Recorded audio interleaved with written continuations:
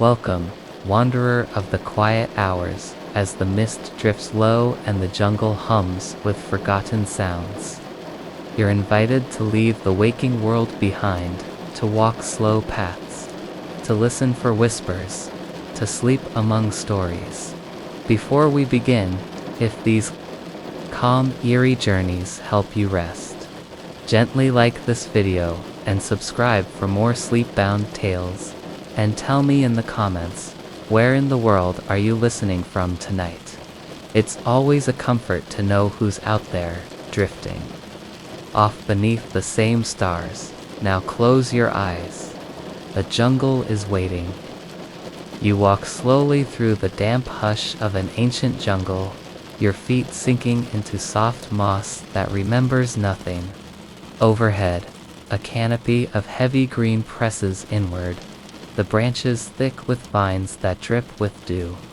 Morning light struggles through, the leaves arriving in quiet shards that shimmer in mist. Each beam seems to point somewhere different, yet none lead back. Your breath is steady now, but not deep. You've been walking long enough that your thoughts have quieted, replaced by the rhythm of footsteps on the moss-padded earth. There is no map, no direction, just the trail, narrow, curved, veiled in fern shadow, leading you forward. Behind you, only silence. Almost there's a sound that doesn't belong to you. It's faint, a shuffle, barely more than a sigh. At first, you think it might be the rustle of the leaves, the sway of vines disturbed by the wind. But there is no wind, not here. Not yet. You pause. You listen. Drip, drip, drip. A water droplet falls from above, tapping the back of your neck. You flinch slightly, then still again. The shuffle comes once more, softer than before, slower, like something testing its own weight. When you turn, there is nothing but the stillness of the green. The path you came from is gone. No, not gone. Hidden. No, not hidden, erased. Where you once walked, there is now only moss, and ferns with tiny white flowers, and roots like twisted veins rising from the earth. You kneel and brush the ground. No footprints, not one, as if the forest has exhaled and drawn the memory of your passage back into its lungs. You rise slowly. The vines creak above you, swaying as if stirred by breath. Not yours. So you keep walking. The trail ahead narrows further, curling like smoke around leaning trees whose trunks are blotched with pale lichen. The air smells of old water, like a room that's been locked for years. Every so often, you see a stone half buried in the ground, carved faintly with shapes: a spiral, a handprint, a hollow circle, each one worn down by time. You touch one of them as you pass. It is colder than it should be. The sound returns behind you. Not a footstep, not a voice, a drag, a soft pull. You do not turn this time. You breathe and walk, and imagine your body as part of the jungle itself. A moving thing made of leaves and skin.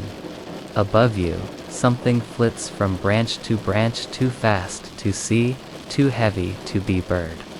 It does not call, it only follows. The light is changing now. Less gold, more silver.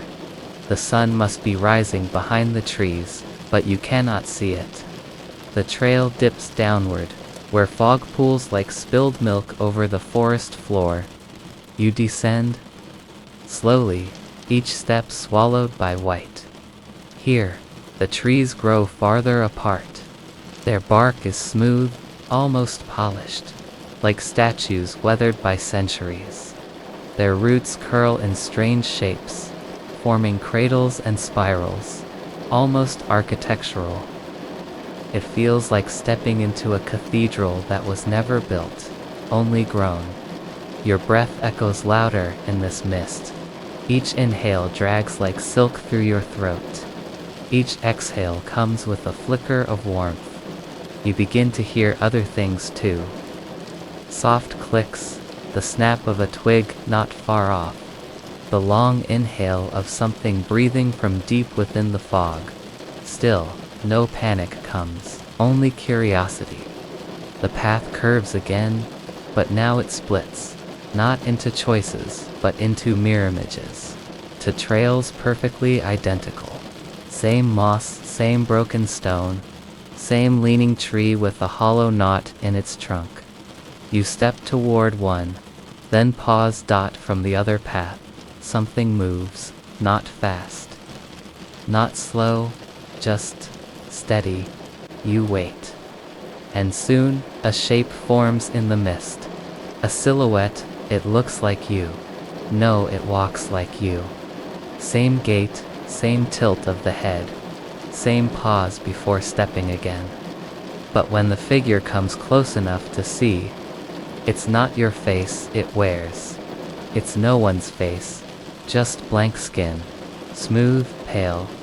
It passes you without turning, walking into the path you did not choose. It disappears behind the vines. You breathe again. You pick the other path. As you walk, something soft brushes your ankle. You look down, just a vine coiled loosely like a sleeping snake. Still, you step around it. This part of the jungle feels older. The trees lean lower. Some have fallen and fused with others. The trail is damp with decay. Mushrooms line the bark, faintly glowing blue in the shaded light. Insects hum beneath the surface, barely audible, like a low song with no end.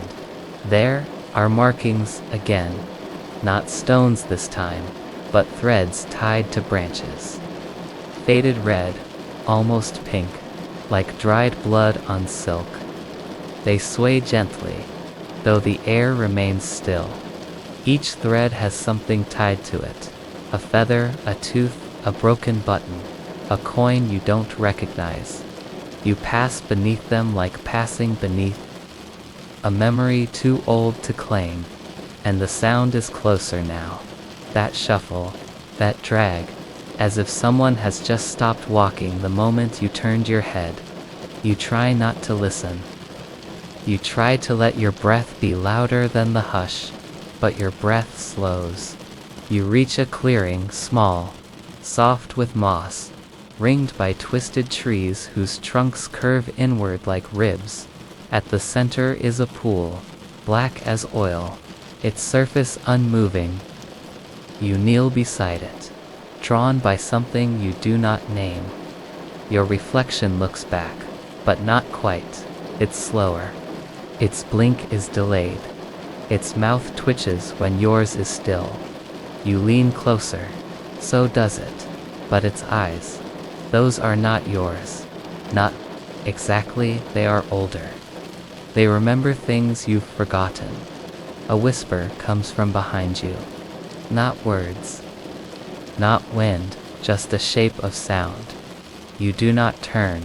Instead, you dip your fingers into the pool. The water is cold, but it doesn't feel wet. More like velvet, or breath. Or time. Your reflection vanishes. You rise, leave the clearing, and find that the trail has changed again. It now winds upward, lined with strange statues. Tree stumps carved into seated figures with no faces. They sit with hands folded, heads bowed. Some have vines growing through their chests. Others seem to weep sap. You walk past them one by one. Each time your foot touches the ground, the air pulses softly, like the beat of a drum too deep to hear. You feel it more than you hear it in your ribs, in your spine, in the soles of your feet. And still, behind you, the sound. Not a footstep. Not a voice. Not quite. A memory pretending to be real. You pause only once more. At the crest of a hill where the trees break open and sky peers down like a quiet eye. The light is strange here, not dawn, not dusk. A color you cannot name, the path before you leads into mist once again, and far in the distance you hear a bell, one chime, low, hollow, and then the shuffle behind you stops, not far, not near, just close enough. You do not turn, you do not need to. You walk on, and behind you moss closes over every step, leaving no trail. The vines above sway with breathless rhythm. A leaf detaches, spinning gently to the ground. In the distance, the bell chimes once more, and then nothing. Only the hush of moss, and the sound of your own breath. And somewhere the soft shuffle resumes. The path behind you fades, as if the forest itself forgets your footsteps. You step forward, and the ground feels soft, not with moss, but memory. The air is thick with hush, as though sound has grown tired. All that moves now is your breath. And ahead of you, the swaying glow. A faint orange light, low and gentle, flickers deep within the trees. It is not bright enough to lead you, yet not dim enough to be ignored. It hangs like a question in the canopy, caught between leaves that never rustle, always just a little too far away. You begin to walk. Each step is slow, not because you are tired, though you are, but because the forest allows no urgency. The undergrowth gives way like sleep, cradling your feet. Around you, trees stretch upward without ending, their bark rough with old secrets. You cannot see the sky, only branches, only shapes. And always, always, that distant light. You pause. Once, to listen. The forest does not answer, but beneath the silence is something softer. The hush of leaves turning inward, the ghost of water beneath roots. A distant creak, like wood remembering wind. You walk on, sometimes the light sways to the left, and the path follows. Sometimes it rises higher, threading through the canopy. Like a firefly caught in thought. You follow without knowing why. Without wondering, the forest has made space for only one thing now. The glow. It reminds you of something. Not a flame, but a memory of flame. A lantern once hung on a porch you can't place, swaying in the wind while moths danced toward it. It feels like something from a dream you had too long ago to remember, and yet, still, your body recalls the warmth. Your fingers curl, empty, as if they should be holding something. You pass through a clearing where trees stand in a perfect circle. The earth here smells older. You pause, and the light pauses with you. It flickers once, twice, then steadies. A shape in the trees. Now not the light, no, something else. A figure, maybe, a presence. You turn your head, but it's already gone. You wonder, distantly, if it ever was. Your breath quiets. The hush grows heavier. The leaves above stir slightly, a slow whisper. Not wind, not quite. It sounds like words forgotten, mid-sentence. Like a name you once knew. Still you follow. The path grows narrower. The light, no closer. Yet still, it pulls you, like a lullaby half heard through a wall. Trees lean in now. Their trunks are not straight. They bend toward the glow, as though watching, as though remembering it.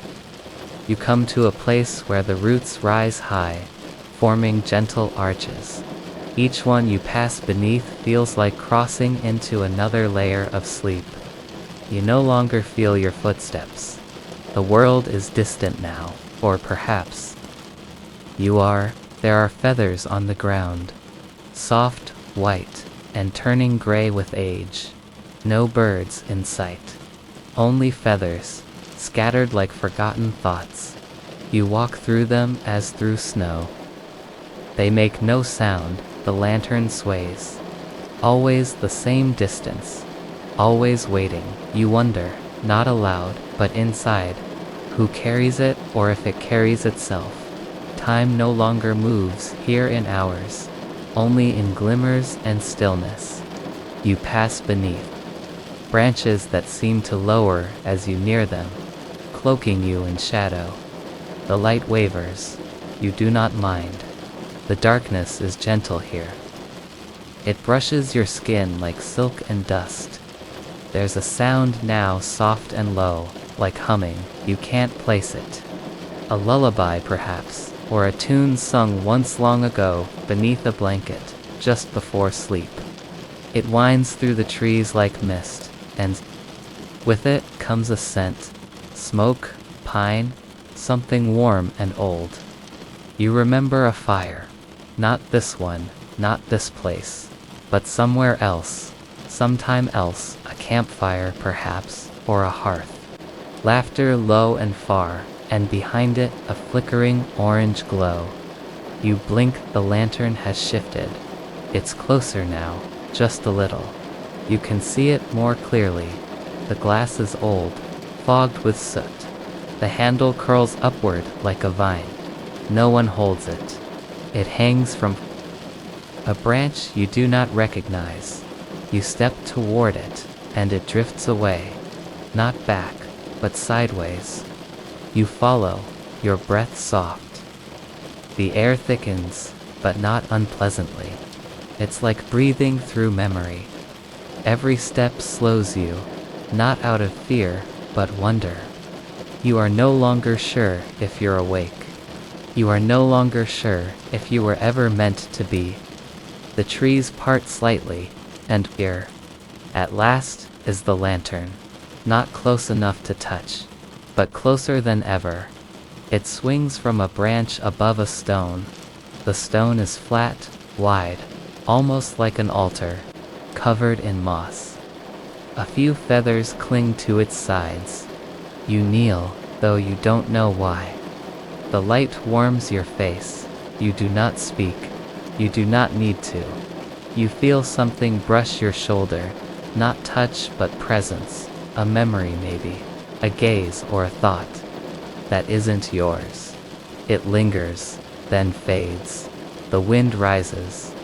Not strong, just enough to stir the leaves.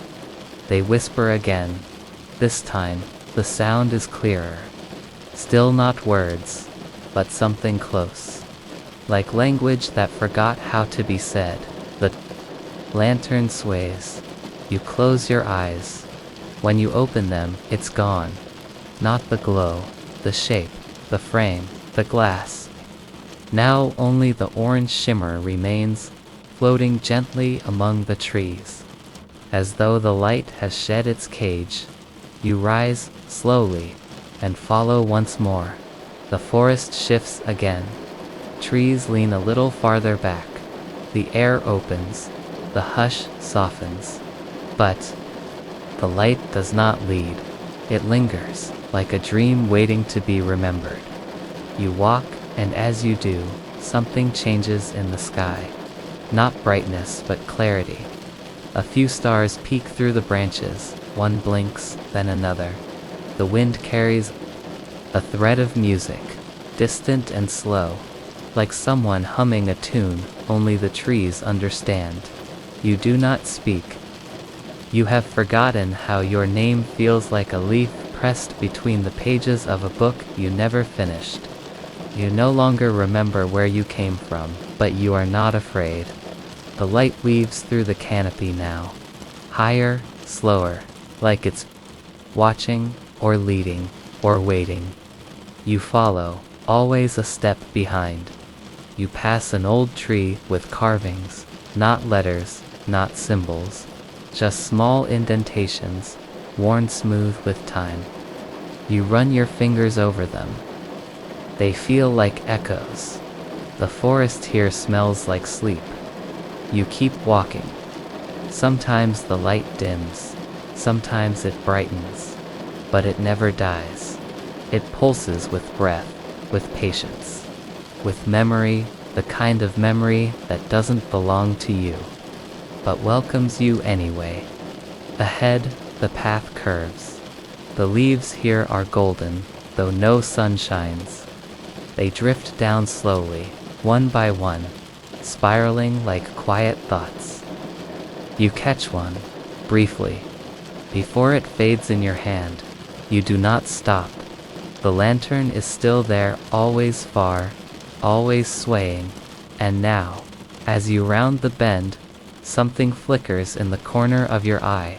Another light. No, a reflection. A pool of water, smooth and dark.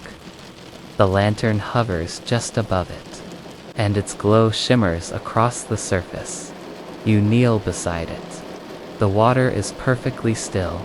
You look in, but you do not see yourself.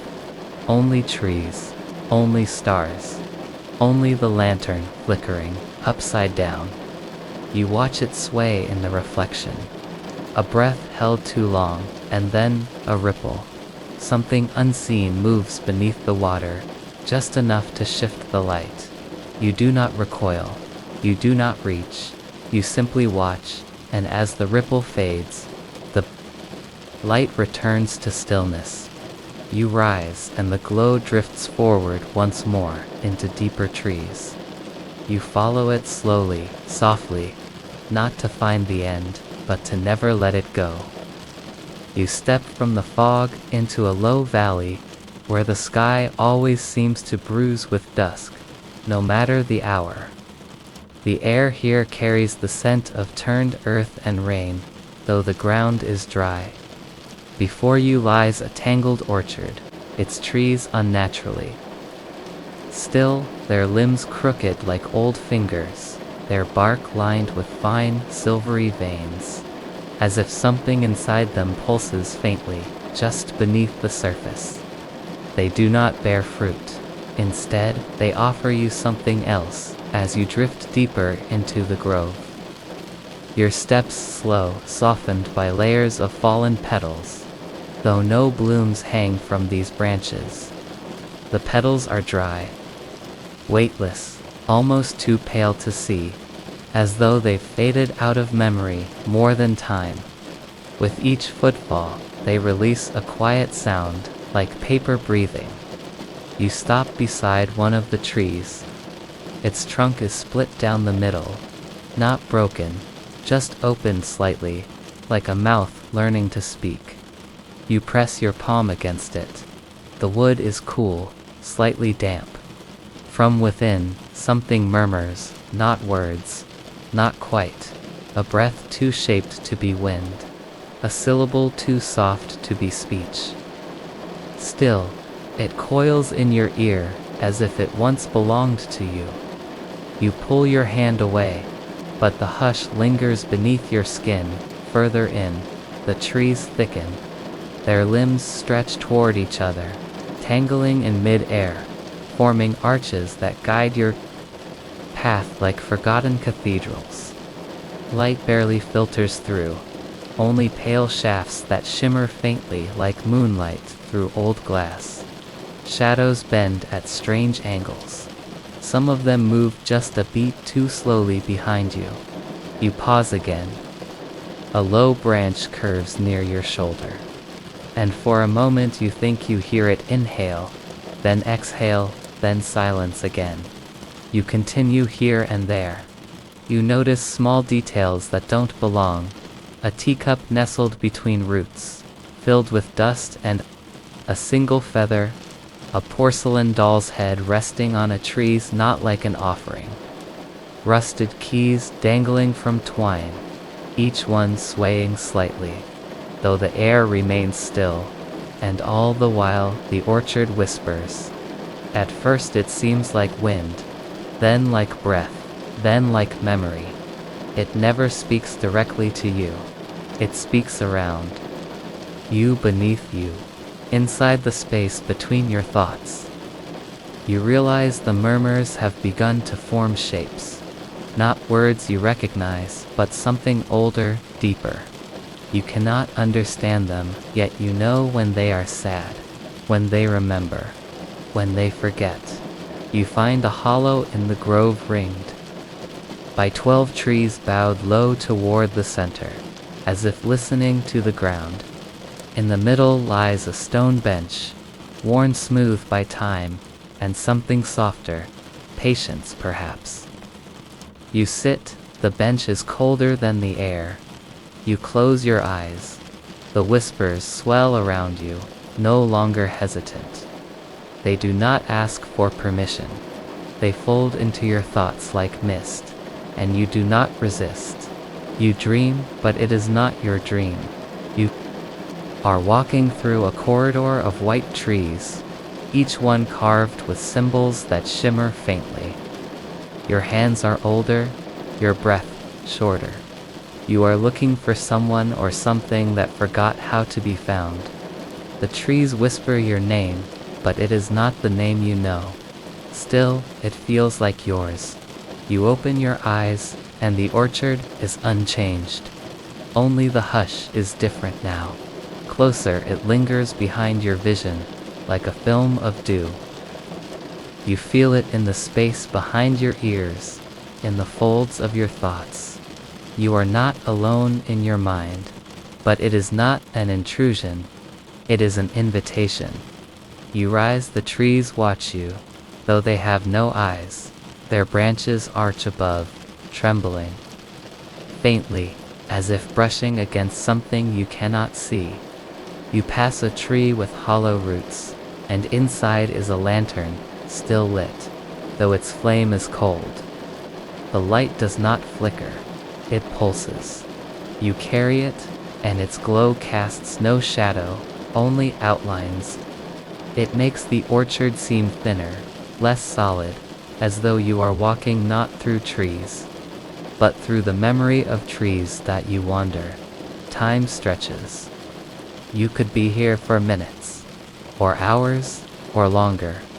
The murmurs begin to change. They shift tones, forming rhythms, patterns. You start to recognize fragments, not meaning, not yet, but intention. One whisper is shy, one is hungry, one is sick, ancient and mournful, and woven with longing. One calls you gently, over and over. You follow it. It leads you to a clearing that isn't on the path. A space stitched between trees, as if grown in secret. In the center is a pool of still water, black as ink, framed by roots curled. Like hands, you kneel beside it. Your reflection is not your own.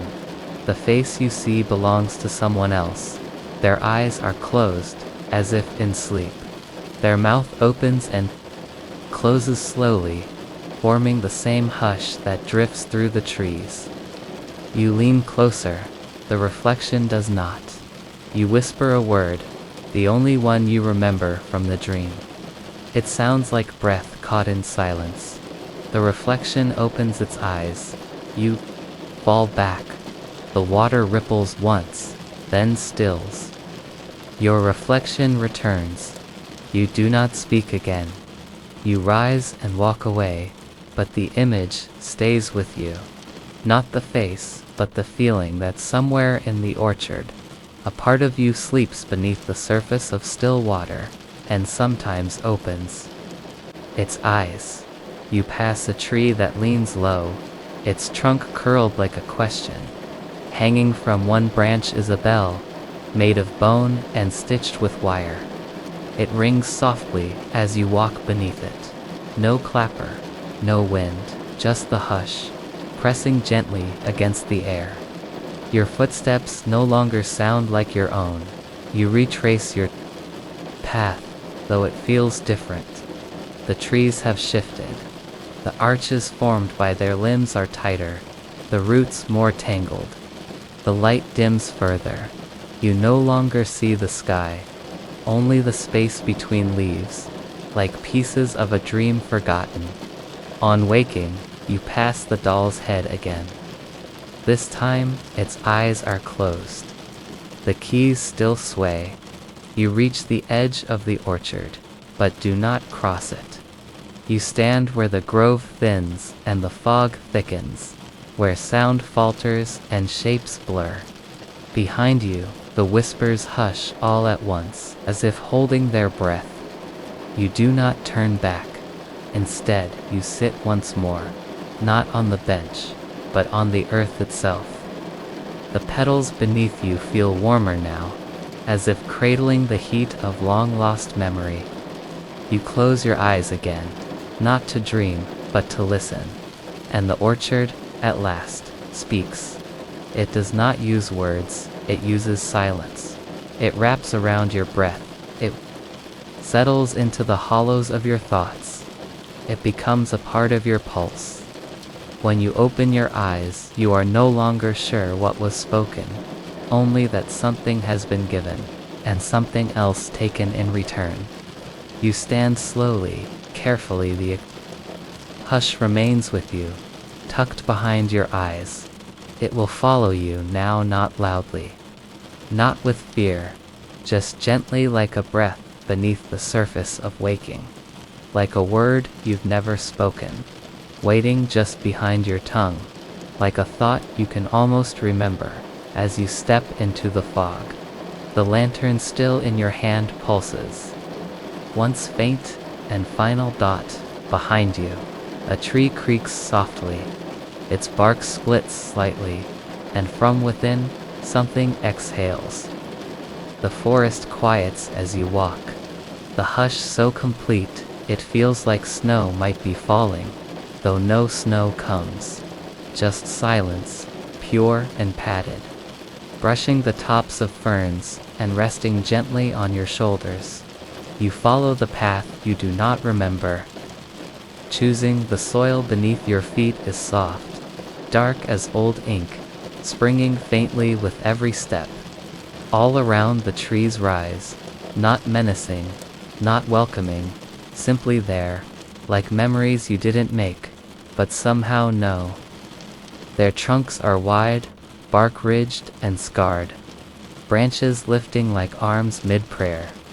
Somewhere to your left, a slow drip echoes, a single droplet falling again and again and again, as if from a great height.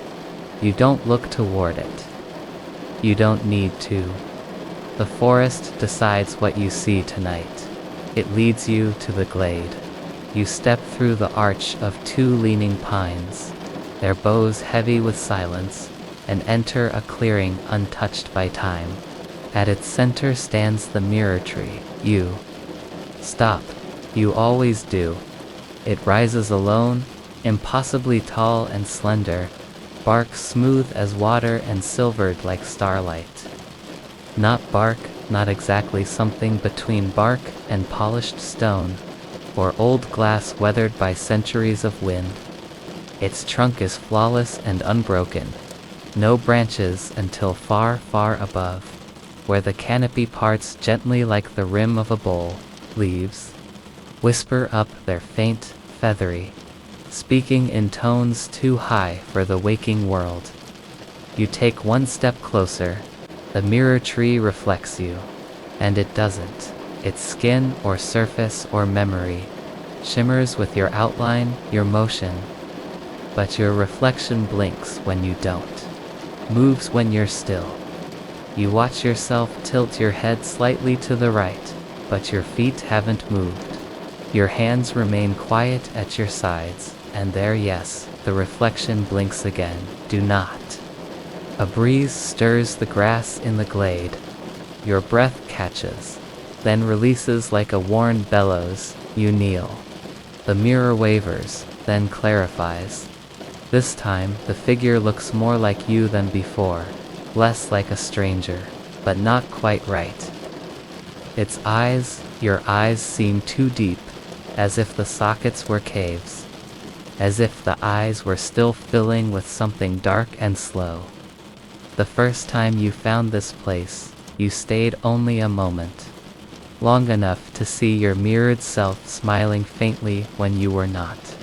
Then you fled, breath catching, heart stuttering. The Second time, the smile was gone, but the tree had added something else, a shadow behind your reflection. Something tall, hunched, distant. You'd returned again, anyway, and again, now. You come nightly. The glade waits for you like a kept secret. You rise and circle the mirror tree, never touching it. The reflection follows you, but always slightly, delayed. You pause, and the mirrored you takes a step more, tilts their head a little more sharply. Tonight, there is something new, behind the figure, behind the version of you inside the mirror. The forest is wrong. Not the forest, you know. Not this quiet, velvet-gloved one. In the mirror, the trees are bare and leaning inward, as if listening. As if pressing their wooden ears to the glade, to the figure at its center. To you, your reflection raises one hand. You do not. The mirrored hand stays up, pale against the dark glassy bark. Fingers long, palm open. A gesture you cannot read, and in that palm a flicker like a moth caught in amber. A shimmer that isn't light, not really. Memory, maybe. Or something older. The figure begins to mouth something. No sound. The lips part and shape syllables like soft leaves tumbling. Your own lips remain still. You do not speak, but still you understand. Come closer. You do not move, not because you are afraid. Not quite. It's a different kind of stillness, like the hush before thunder. The breath before a dream falls into full sleep. Around you, the glade hums quietly. The grasses sway as if stroked by unseen hands. You close your eyes, you listen, a sound behind. Your ribs, not your heartbeat. Slower, deeper, you open your eyes again. The reflection has changed. Now there are more figures behind the mirrored you, half-glimpsed shapes in fog, watching not just the reflection, but you. Through it, you are no longer sure where you stand. Before the tree, or inside it, you step. Backward, one pace. The mirrored you steps forward. Only one pace remains between you now. You speak, what do you want? The mouth inside the mirror doesn't echo your words. But it smiles. Faint, patient, like someone waiting for a long-forgotten ritual to complete. You see something in the mirrored sky behind it. A pale arc, a moon, no, an eye, wide and unblinking. You blink, and the mirror resets. The reflection returns. Too perfect mimicry. Your hands at your side. Your expression unreadable. Your outline clean. You exhale. The sound is loud here. Too loud you step away. 1 foot in the grass. But your mind lingers. The mirror tree does not change. It does not chase. But it waits. You find yourself walking the edge of the glade, slow and clockwise, like tracing the rim of an old bowl. Every few paces, you glance back, and every time the reflection is still. But you feel in your shoulders, in your stomach, in the base of your skull, that you are still being watched. From within, you remember something the forest whispered once. Long ago, or maybe just last night, the self you leave behind must find its way somewhere. You don't know what that means, but you wonder if the mirror tree is that somewhere. You pass. A birch stump you always pass. Half-frozen moss thick, shaped like a broken chair. And next to it tonight, something else. A boot print, not yours. Still damp, the edges uncrumbled. As if someone stood here just before you arrived. You scan the glade's edge, the woods beyond. Nothing stirs. No breath of wind. You return to the mirror tree, You always do. The mirrored you waits. The forest behind them now quiet and correct. No listening trees, no pale eye in the sky. But the smile has returned. Just at the edges of the mouth, not mockery. Not warmth, something else. Something like recognition. You kneel. This time your reflection does too. Perfectly matched. Your heart flutters.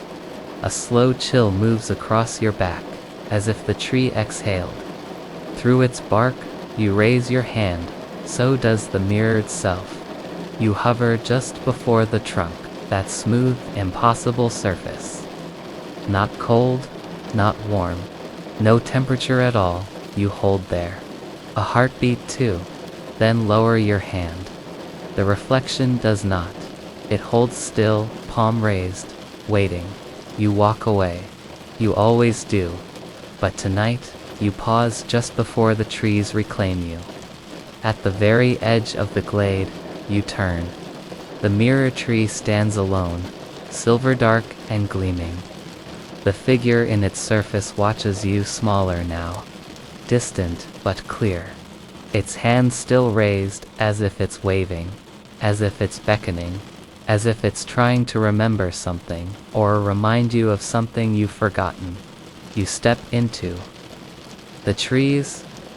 The forest accepts you back without a sound. Behind you, the glade folds in on itself. The drip begins again, slow, steady, steady, slow dot, and high above, far beyond sight. The branches whisper in a language no longer spoken aloud. Something breathes, something lingers. The wind picks up, faint as a sigh pressed into an old photograph. And somewhere in the mirror, a hand lowers at last, asterisk.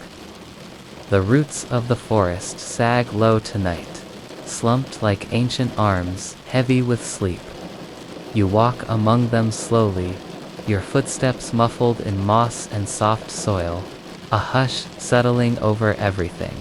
The trees lean together in quiet conference, their branches bowing toward one another, as if sharing secrets too old to be remembered. The path you follow isn't really a path, more of a suggestion, a gentle parting of the undergrowth, as though something passed this way long ago and never returned. You don't know why you follow it. You just do. Above, the canopy sways gently, and small sounds patter through, the rustle of leaves like whispered warnings, the low creak of old bark shifting in sleep. A crow calls once, far off, and then silence again. You breathe in the damp, dark scent of lichen and rain-soaked earth. Your breath feels slow here, like the trees are breathing with you, and then, just off the path, your eye catches something. Not movement, not light, but a dip in the earth. A shadow shaped like a wound in the ground, nestled beneath a massive, gnarled root. The root is impossibly large, as if the tree has been growing for centuries and reached too far, now curling back upon itself like a serpent guarding a secret. Beneath it, the hollow opens like a mouth, just wide enough for a body to slide through, if the body were brave enough or tired enough to try. You kneel beside it. The air here feels different, cooler, as if the earth is exhaling. You press your hand to the edge. Damp stone greets you, slick with time. The hollow smells like forgotten rain, like mold and memory. You lean closer.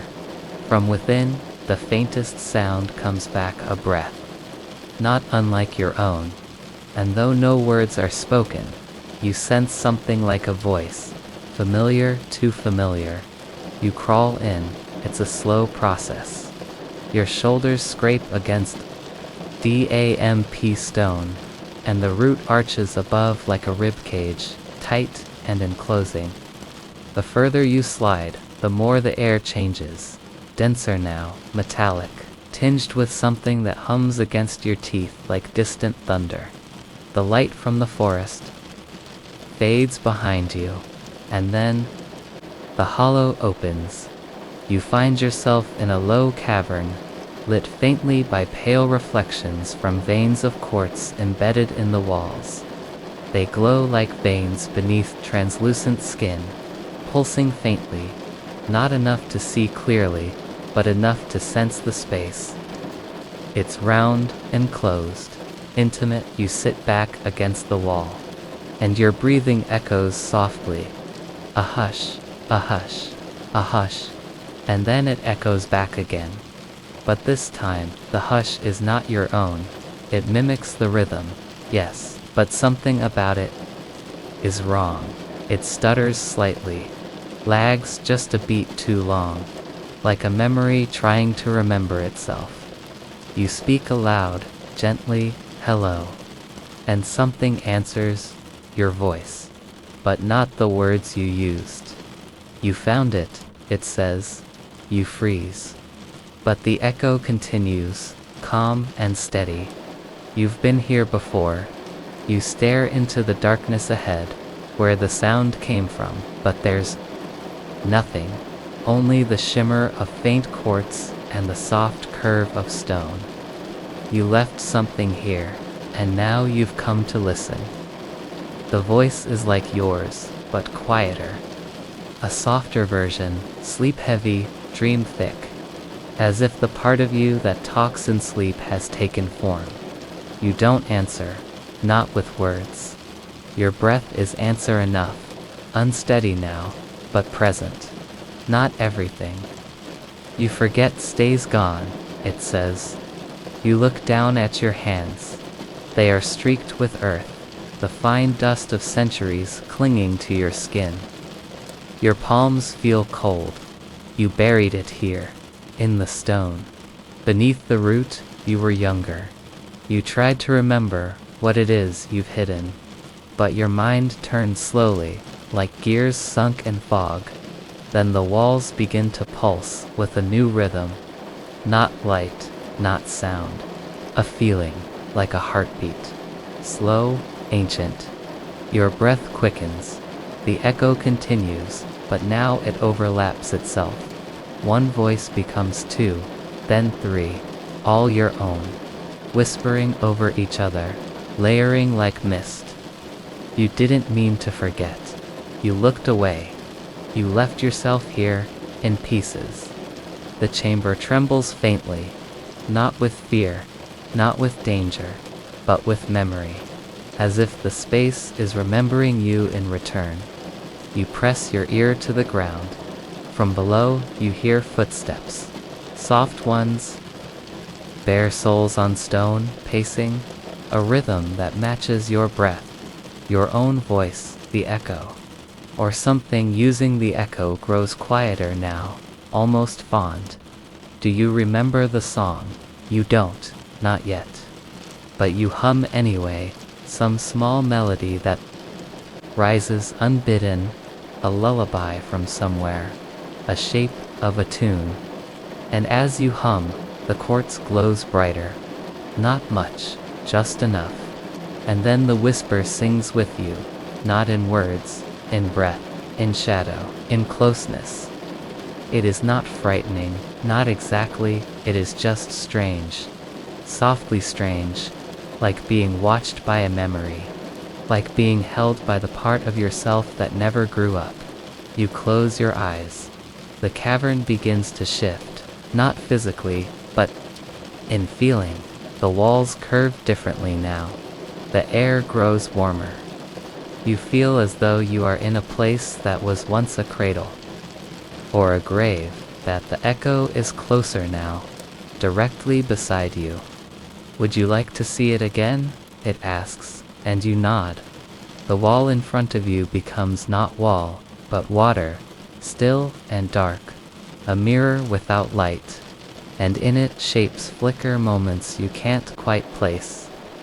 A garden gate swinging open, a small box buried under leaves, a name whispered 3 times, then never again.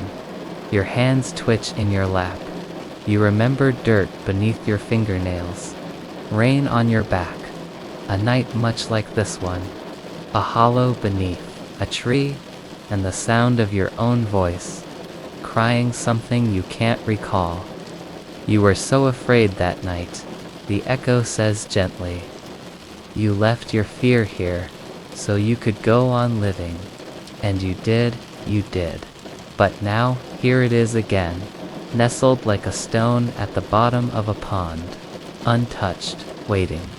You reach toward the mirror wall, and as your fingers near the surface, the water bends away, showing not your reflection but someone else. You but not you. Their eyes are yours, but softer. Their face is yours, but younger. They mouth your name, though you can't hear it.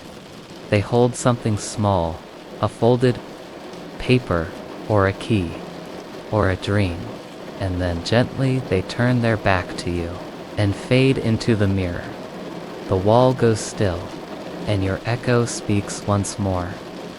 You can leave it here again, if you want. Or you can take it with you. You don't know what it is, not really, but you feel it like a weight in your chest. In your bones, you stand slowly. The chamber no longer feels round. It feels endless. The walls dissolve into shadow, and above you, the root curves down like the sky folding in. You turn toward the way you came, but the tunnel is gone in its place. A narrow stair descends into deeper stone. The quartz dims. The air holds still. Sleep remembers. The echo whispers. Even when you don't. You begin to descend, step by step, stone by stone.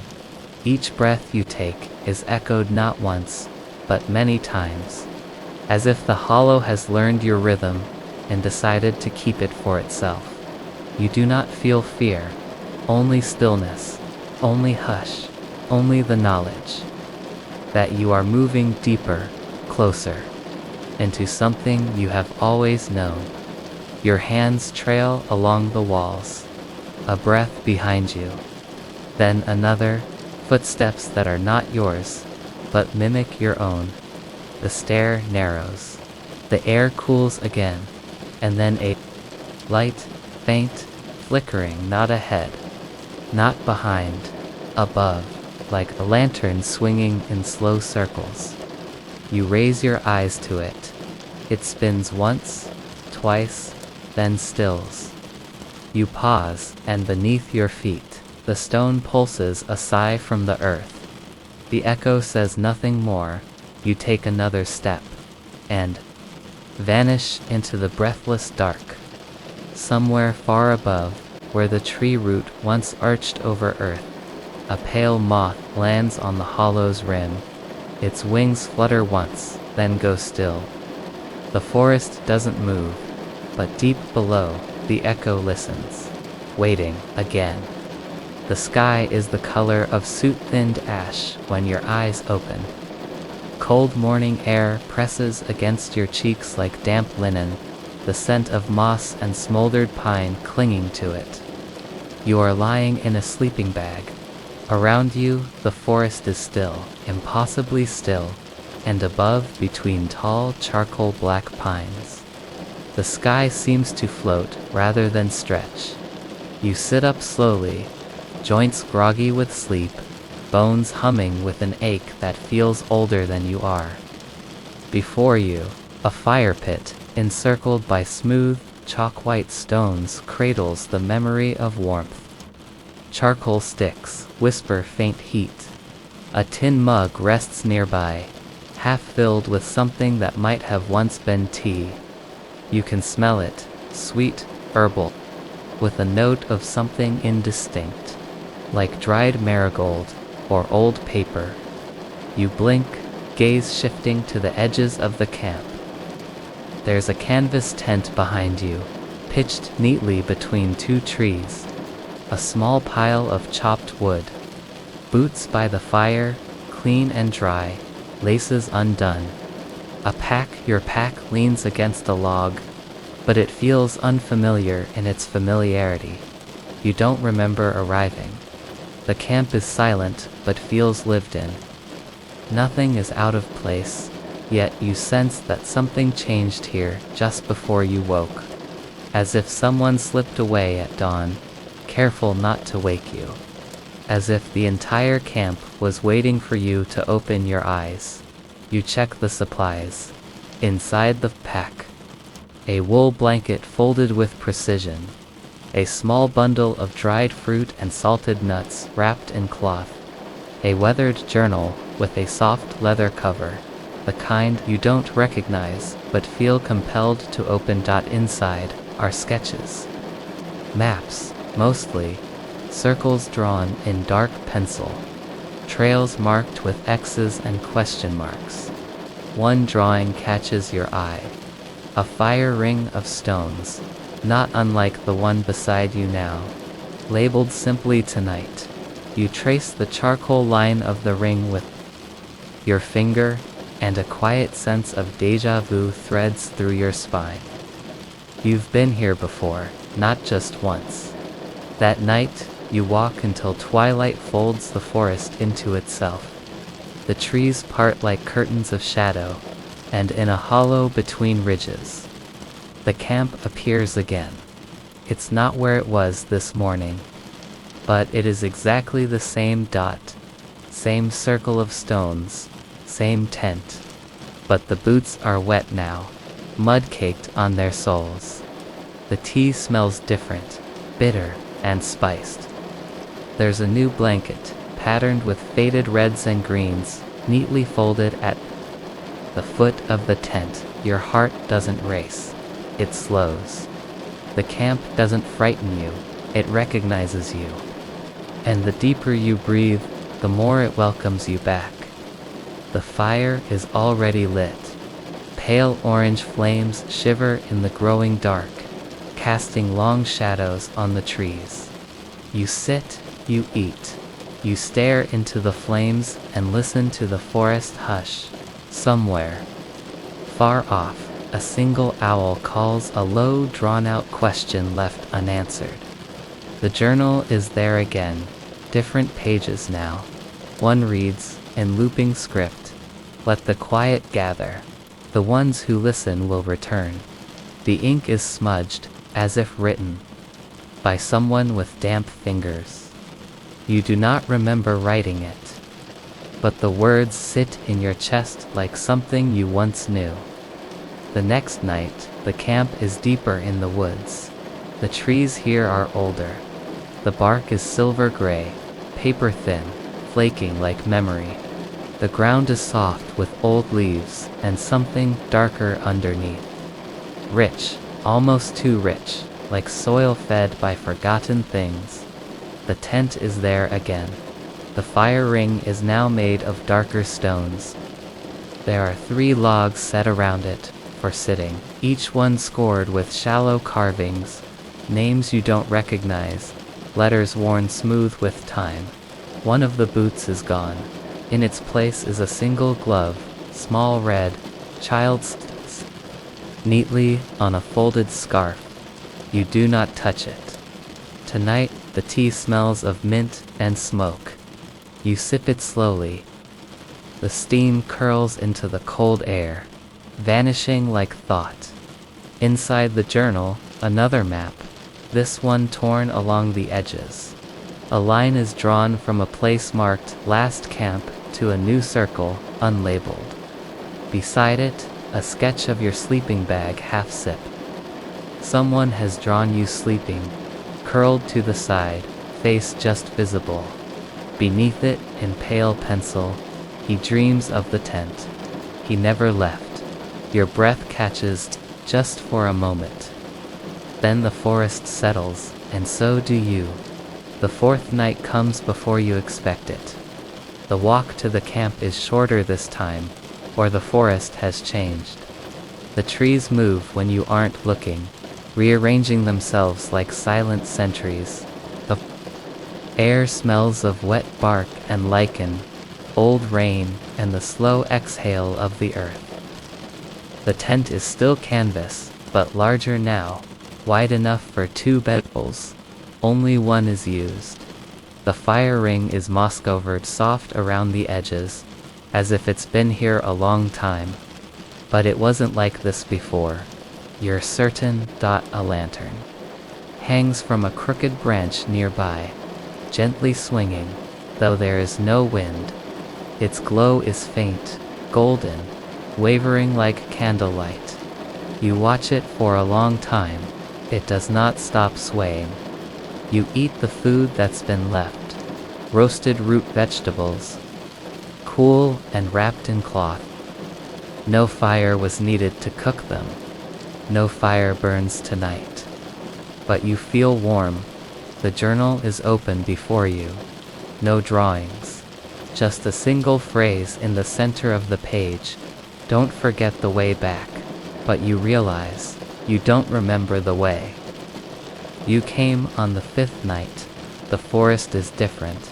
The sky above the trees is navy blue, thick with fog that glows softly in the moonlight. The moon is low, but you can't quite see it. Only the shape of its light, bleeding through the mist. The camp is already lit. Someone has placed candles around the tent, small white stubs tucked into tiny glass jars. They flicker in unison, as though breathing. The boots are both gone now. In their place, a small wooden toy carved into the shape of a fox. Its eyes are made of onyx. The tail is chipped. You hold it briefly, then place it on the stone ring. The journal now holds a page from someone else, different handwriting, sharp and hurried. He's starting to see the edges. If he remembers too much, the camp will move again. You stare at the words. They do not frighten you. But you can't help glancing at the trees, wondering if they, too, have eyes. That night, you dream inside the tent.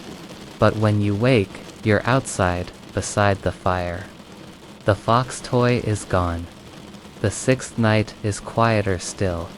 You do not walk this time, you simply arrive. The tent is smaller, back to its first size. The forest is darker, but kind. The shadows are familiar now. They don't hide from you anymore. There's a single chair by the fire. A rocking chair, old wicker. It creaks gently, though no one sits in it. The journal waits open, as always. One page has been ripped out. On the next, a simple drawing. The campfire from above, shaped like an eye. Beneath it faintly, stay as long as you like. You've always been here. You sit. You sip the tea. This time, it tastes like ash and honey. The lantern swings. The chair rocks. The fire crackles. The stars above begin to dim, one by one, like candles quietly blown out. In the morning when you rise, there is nothing, no tent, no stones, no boots, no journal. Only a faint ring in the moss where the fire once lived. You step away, and as you walk, the air behind you bends, like something folding shut, like a page turned, like a breath held too long.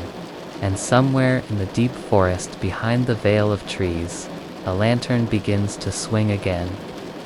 The fog arrives without warning, low and weightless, curling around your ankles like the hem of a forgotten dream. It drifts across the jungle floor, pale and slow, unfurling through the undergrowth as if searching for something it had once lost. The air is still and thick with moisture, quieting even the birds. Each leaf glistens with dew unmoving. Time slips its grip. You move forward. The path is barely a path now, just a subtle shift in the green, where the soil beneath your feet seems slightly more compacted, slightly less tangled. The trees crowd tighter here, their barks slick and blackened. their limbs draped in long, trailing moss that sways with no wind. You walk slowly. Your breath quiets. Somewhere behind you, a branch snaps. You stop, so do the sounds. The silence stretches. Nothing moves. You begin again, your footsteps light and deliberate against the damp forest floor. But after only a few steps, you hear it. A second set of footsteps. Faint, muffled by the fog, but unmistakable. One beat behind your own. You stop. Once more. So do they. The fog curls around your knees now, thicker, with a smell like wet stone and old wood. Your heartbeat echoes in your ears, loud against the hush of the world. When you step forward again, the other footsteps follow, always a half step behind, as though the mist itself has learned to walk. There's no sense of threat, not yet. Just the eerie impression of company, a presence that walks beside you, but never beside you. A rhythm that mirrors yours so precisely it feels practiced, rehearsed. But then, you pause. And this time, the steps continue. You hold your breath, you don't move, but still soft. Sure, one footfall, then another, and another. You turn slowly, but the fog is dense, and nothing stirs within it. Just the sound of something walking past you, and then it stops. The jungle holds its breath. Even the insects go silent. You step forward again, slower now. The sound returns, fainter, farther, as though it were never near you at all, or perhaps as though it had learned your pace and now walks elsewhere alone. The fog deepens as you climb a shallow incline. The trees here are older, gnarled, their trunks wrapped in pale vines like veins beneath the skin. A ruined stone rests half-buried near the path, carved with unfamiliar shapes worn smooth by time as you pass it. The fog clings tighter, no longer drifting but staying close. As though pulled toward you, you pause again, listening, nothing. And then just at the edge of hearing the soft rhythm returns. But it's different now. It no longer follows, it leads. You walk in its wake, though you do not know how. You cannot see what makes the sound, only that the steps are slightly faster than your own. A path through mist. A guide that never waits. The fog parts slowly as you go, revealing glimmers of a path you had not noticed, stones laid in a broken line, curving like a question through the forest. The footsteps are just ahead, impossibly consistent. Always the same distance away. They never falter. You try to match their pace, try to catch up, but each time you quicken, they remain just out of reach.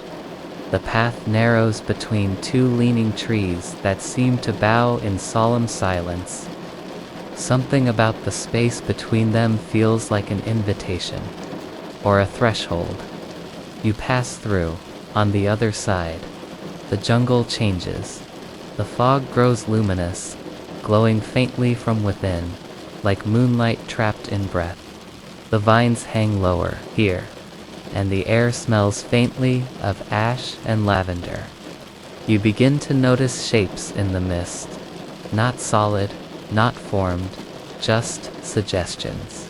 The outline of a figure perhaps, a shoulder, a jaw, then gone. Sometimes you think you hear breathing, not your own. The footsteps pause again, and then to your left, a whisper. Not words, not sound. Just the sense of something being said, too quietly to hear. You turn and the fog shifts. The jungle feels farther away now, as though you've stepped into a memory someone else once had. The trees are the light dimmer. The sounds all wrong. You take another step, and again footsteps follow. but they aren't yours. Not anymore. They are beside you now, pacing parallel, never quite in sync. You walk faster, so do they. You stop abruptly, so do they, but a heartbeat late. You listen closely and realize something chilling in its softness. The rhythm of those footsteps is not mimicking you anymore. It's leading, guiding, calling. The path bends into a hollow, surrounded by enormous trees whose bark peels like parchment, revealing pale wood beneath. A hollow log lies across the trail, split down the center, filled with soft moss, and on its surface, faint prints, bare, human, left heel, then right. A child's size, maybe. You kneel and touch the moss. It's warm. You rise again, and for the first time, you hear the footsteps running, not toward you, away, deeper into the fog. You follow, because now you must. You are not sure when the fog grew this thick, but now you can't see the ground beneath your feet. You walk blind, guided only by sound, by instinct, by the soft echo of steps that are not yours and never were. You hear them slowing, stopping, waiting, and then silence again. You reach a clearing you didn't expect. The jungle opens here, ringed by leaning trunks and strange white flowers that bloom only in fog. In the center, a single standing stone rises from the earth, wrapped in moss, with a hollow at its base, just big enough for something or someone to sit. There are no footprints around it, only stillness. You approach the stone, and the air shifts. The fog thins slightly, just enough for you to see a figure seated against the stone, legs folded, hands resting in its lap. It is made of fog, of stillness, of shape and shadow. You feel no fear, only knowing. You sit beside it. It does not look at you, but its head tilts slightly, in greeting perhaps. In memory, the jungle remains hushed. The footsteps do not return, but still, in your ears, the rhythm continues soft and distant, not around you now, but within you, a part of your own steps. You realize something simple, something strange. You are not being followed anymore. You are the one following. The fog shifts again, brushing past your skin like fingertips. The figure by the stone fades gently, without sound. Its outline lingers just long enough to resemble a face you almost recognize. Almost, then gone. The stone behind you feels warm. The moss holds the shape of another, and you rise again. Quiet, steady. You step back into the trees, and the path waits. The fog thickens behind you, erasing where you came from, erasing the prints, and far ahead, barely audible now, footsteps. 1, 2, 1, 2. Always, just ahead. Somewhere in the fog, something walks. Not beside you, not behind you, just ahead. Always ahead, soft as a breath you haven't yet taken. You step from the tree line just as twilight fades, and the world exhales. The path before you is dark and glistening, though no rain falls from above. The trees on either side are unmoving, their leaves trembling inward, not outward, as if folding into themselves with each shiver. Their shapes are unfamiliar, tall and warped, like reflections in disturbed water. The sky is a dull slate, unbroken by stars. But light seeps upward from the forest floor, a pale, misty luminescence that glows softly between the roots and stones, casting long shadows that stretch the wrong way. You blink, you squint. The air shifts, Again there is no sound, no birds, no wind, no footfall but your own, and even that seems not to fall, but to rise. You pause. You bend to touch. The earth, it is wet, but not from dew. Tiny droplets of water are rising from the mud, gathering, pooling together in the air like inverted rain clouds, forming spheres that tremble and drift upwards slowly, lazily, as if lulled by a lullaby only they can hear. You hold out your hand. One of the droplets touches your palm and rests there, cool and weightless. Then with a shimmer, it slides upward against gravity and vanishes into the haze. The mist thickens. It moves like tide water, lifting, breathing, folding back on itself. With every step you take, it parts, then mends behind you, leaving no trace of where you've walked. You look back, the path is gone. Somewhere behind the curtain of mist, you hear a creaking, not wood, not rope, something older, the groan of time bending, ever so slightly under the weight of something unspoken. You press forward, slowly. The ground beneath your feet no longer feels solid, but instead like the surface of a slow-moving stream. Each step is a softened push downward, and with it the air thickens, moister, colder, but rising, always rising ahead. A tree arches over the path, its limbs sweep toward the earth, but its leaves tremble upward. The canopy curls inward as though it is no longer sheltering you from above, but from beneath. You pass under it, and the air changes. It smells like memory, damp, linen, old letters, forgotten breath. You come to a clearing.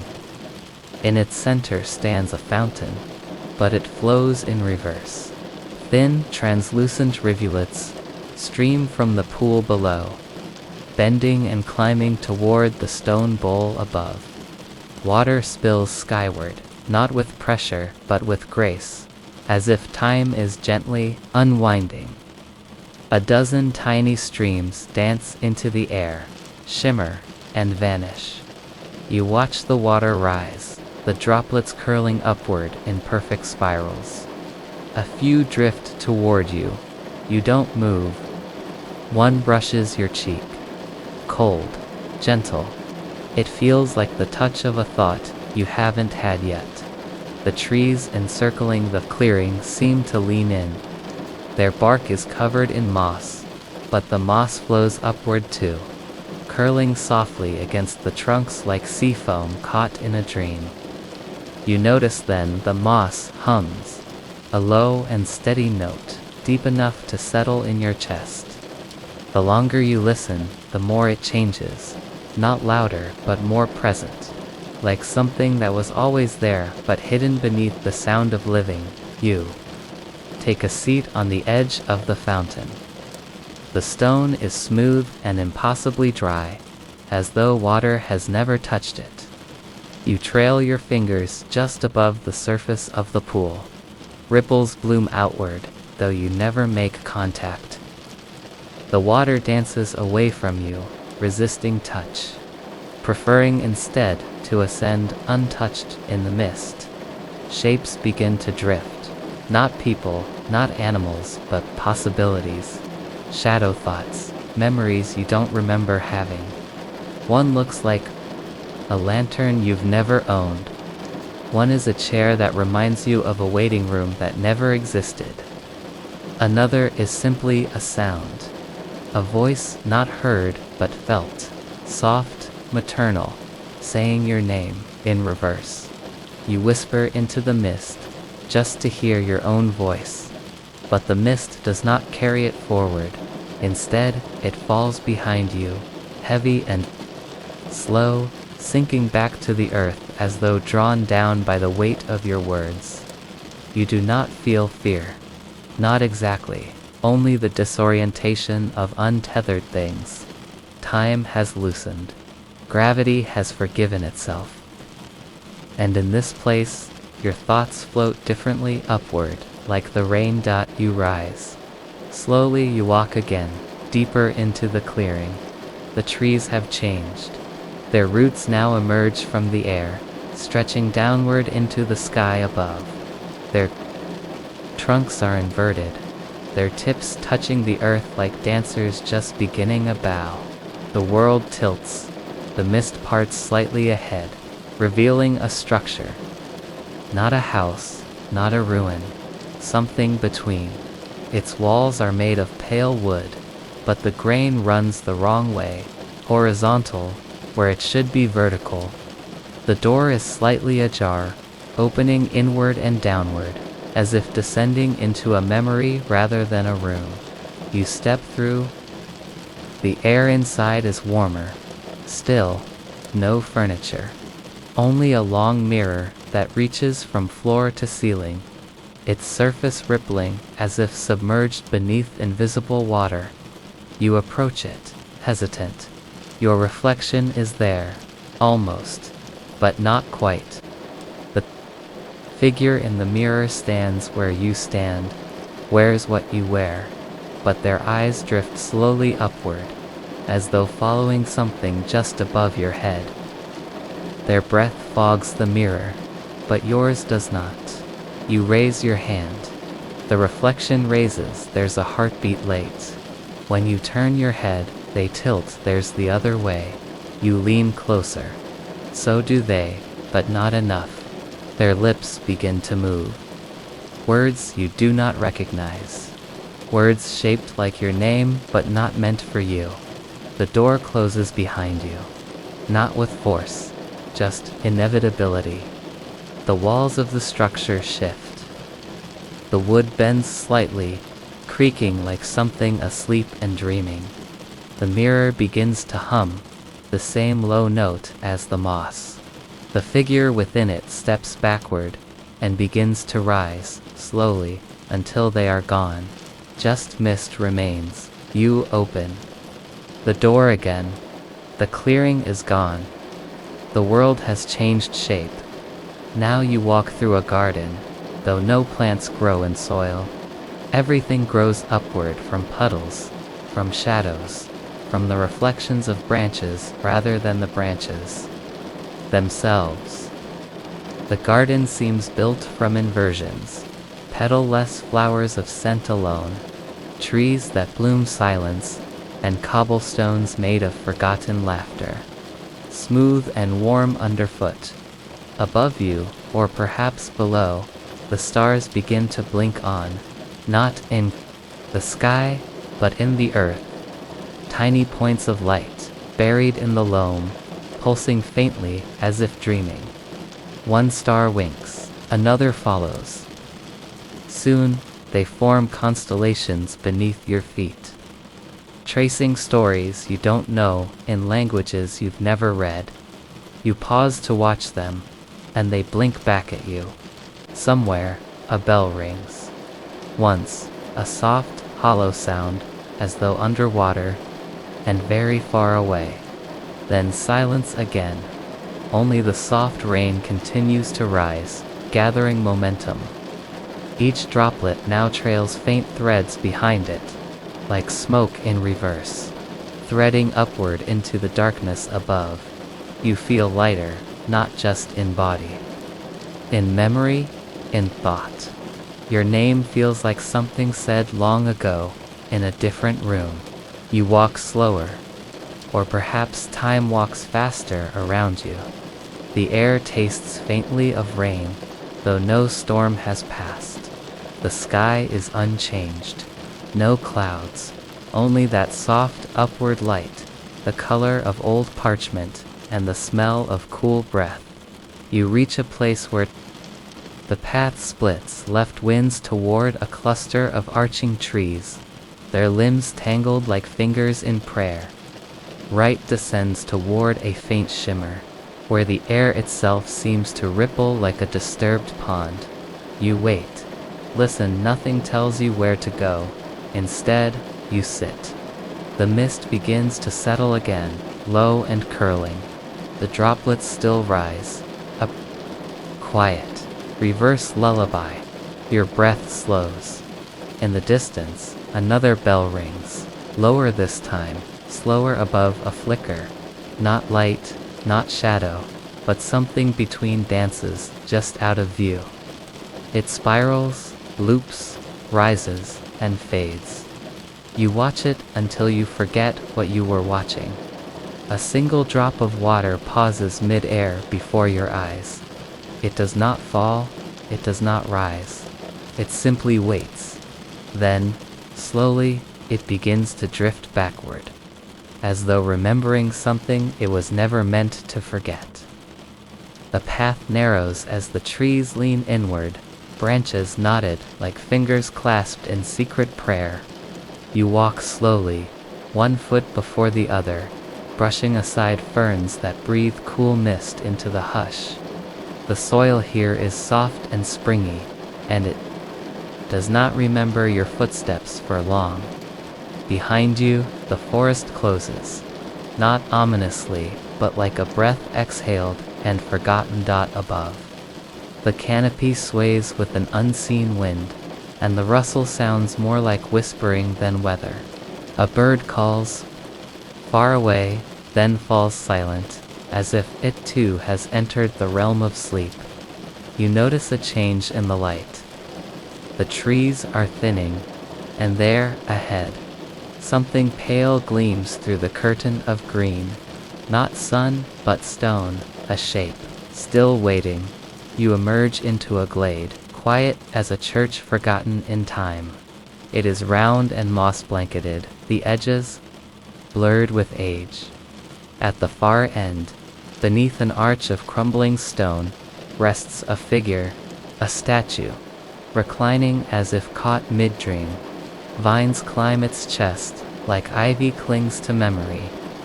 Its face is turned ever so slightly, eyes shut, lips almost smiling, almost. You approach, your footsteps sinking into a carpet of moss. Every sound you make feels like an interruption. Even the birds seem to hush around this place, as though the glade exists outside their rules, or time itself. You can hear your heartbeat in your ears, steady and distant, as if it belongs to someone else.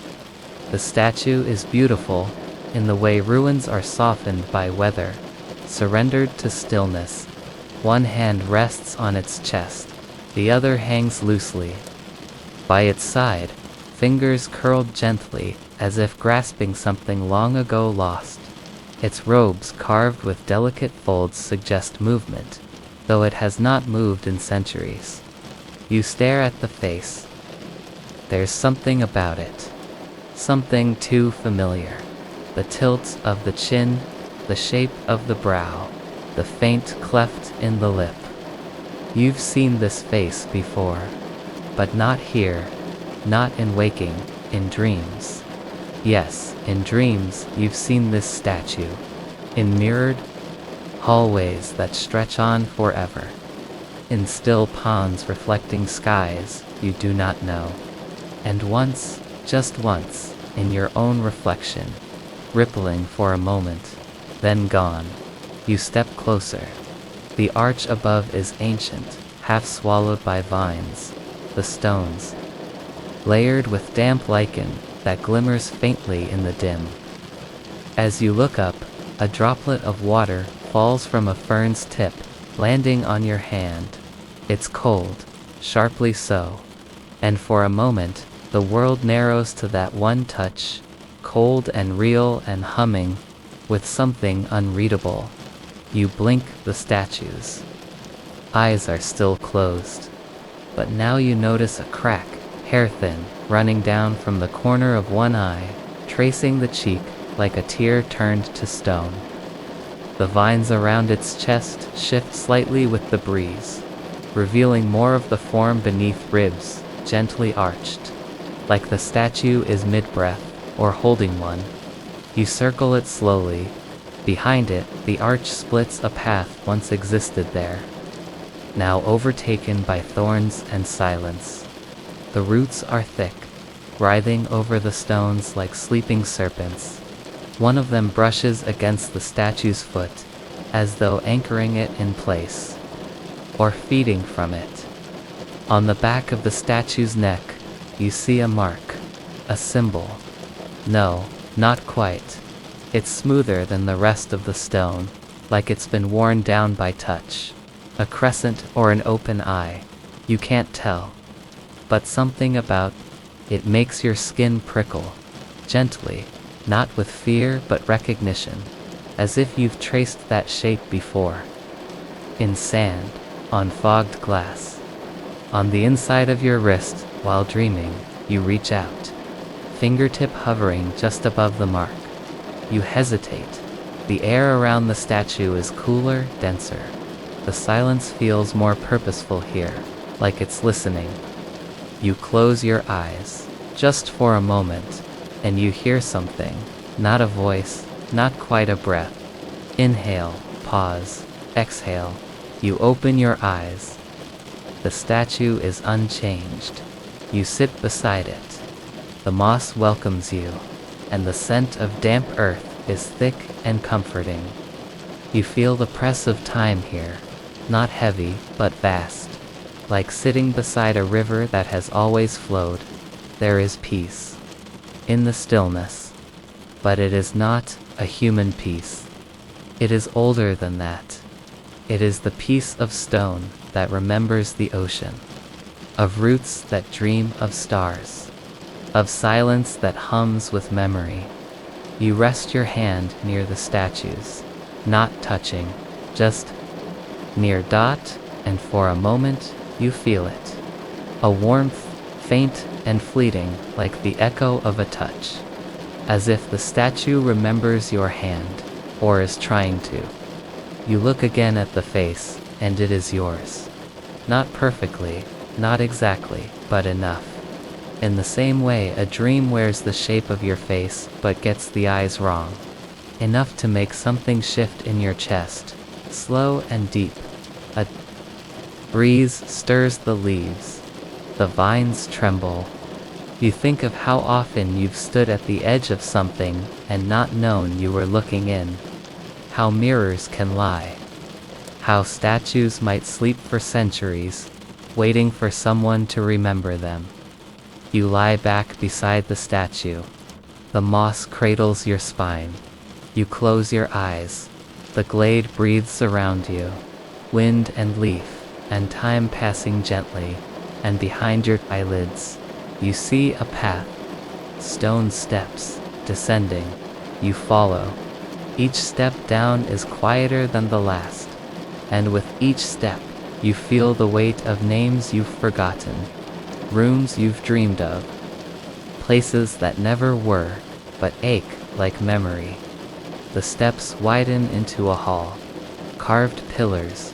Murals faded with age. Statues line the walls, their faces worn smooth. But one of them, just one, looks back at you. Its eyes are open. You feel no fear. Only recognition. It lifts one hand, and you wake. But not in the glade. In a room of stone, stillness presses in like a soft blanket. The air is cool. Your skin tingles faintly. You are lying on a stone slab, and beside you, not carved, not cold, the statue lies breathing. Its chest rises and falls, slow and steady. Its eyes are closed, but you know if they opened, they would be yours. You sit up. The ceiling above is domed, covered in small mirrored tiles. They flicker with faint light, as if remembering stars. You look down at your hands. They are stone, but warm. The statue stirs beside you, turns slightly, breathes. A door stands open at the far end of the room. Beyond it, fog dew rise.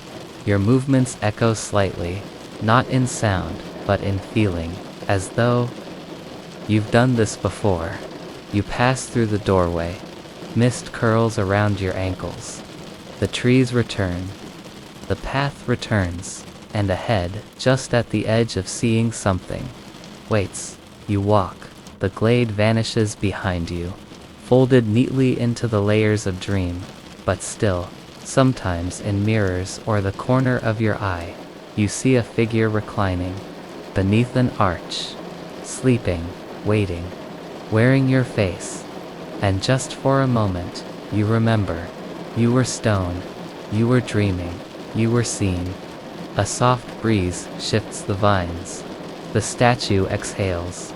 Or maybe it's only the wind.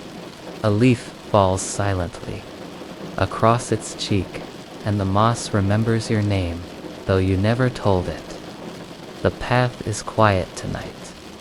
You walk slowly, your feet brushing against the dew-soaked moss, each step muffled as if the forest itself wishes not to be disturbed. The air hums with the stillness of deep time, as if this place has not known noise in centuries. Trees press in close, tall and slender, their trunks etched with bark that curls like the pages of old books. High above, moonlight drips through the leaves like melting silver, touching the undergrowth in long, trembling strokes.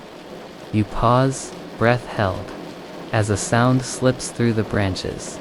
Not quite a tune, not quite a voice, a melody, perhaps. Or the memory of one. It trembles in the air like the last note of a lullaby left behind in a dream. Faint and fractured, it rises again, drifting from somewhere ahead. Too soft to follow and too strange to ignore, you begin walking toward it. The path bends in gentle arcs, looping through clusters of aspen and low-branched yews. Petals scatter underfoot like forgotten letters.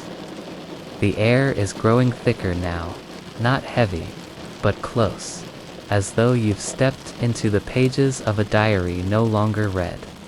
The music threads itself through the trees, always just ahead, always just beyond reach. You never quite catch it, but you never quite lose it either. Somewhere, something is singing. The further you go, the more the forest begins to shift. Moss gives way to pale vines that snake across the ground, threading over rocks and roots like veins of memory. The trees no longer stand straight. They lean inward, as though drawn to the sound themselves. Bark turns pale, almost translucent. One tree has a hollow in its trunk, and from within it, you hear the echo of a note, a low single hum like breath against glass. You glance behind you. The path is gone. Still, you are calm. Something about this place slows the rhythm of your thoughts, lets the silence inside you deepen. You keep walking. Eventually, you come to a clearing. It does not appear suddenly. Rather, it reveals itself gradually, like a curtain drawing back 1 inch at a time. In the center stands a shape woven of vines, not grown, not wild, but constructed, purposeful, a cage, tall as you are, its bars green with slow life. They are not locked. There is no door. Inside it, perched upon a crooked pedestal of knotted wood, sits the bird. You stop. The melody fades into stillness. The bird is not alive. Not quite. It is made of twigs and twine, feathered with dried leaves and threads of bark.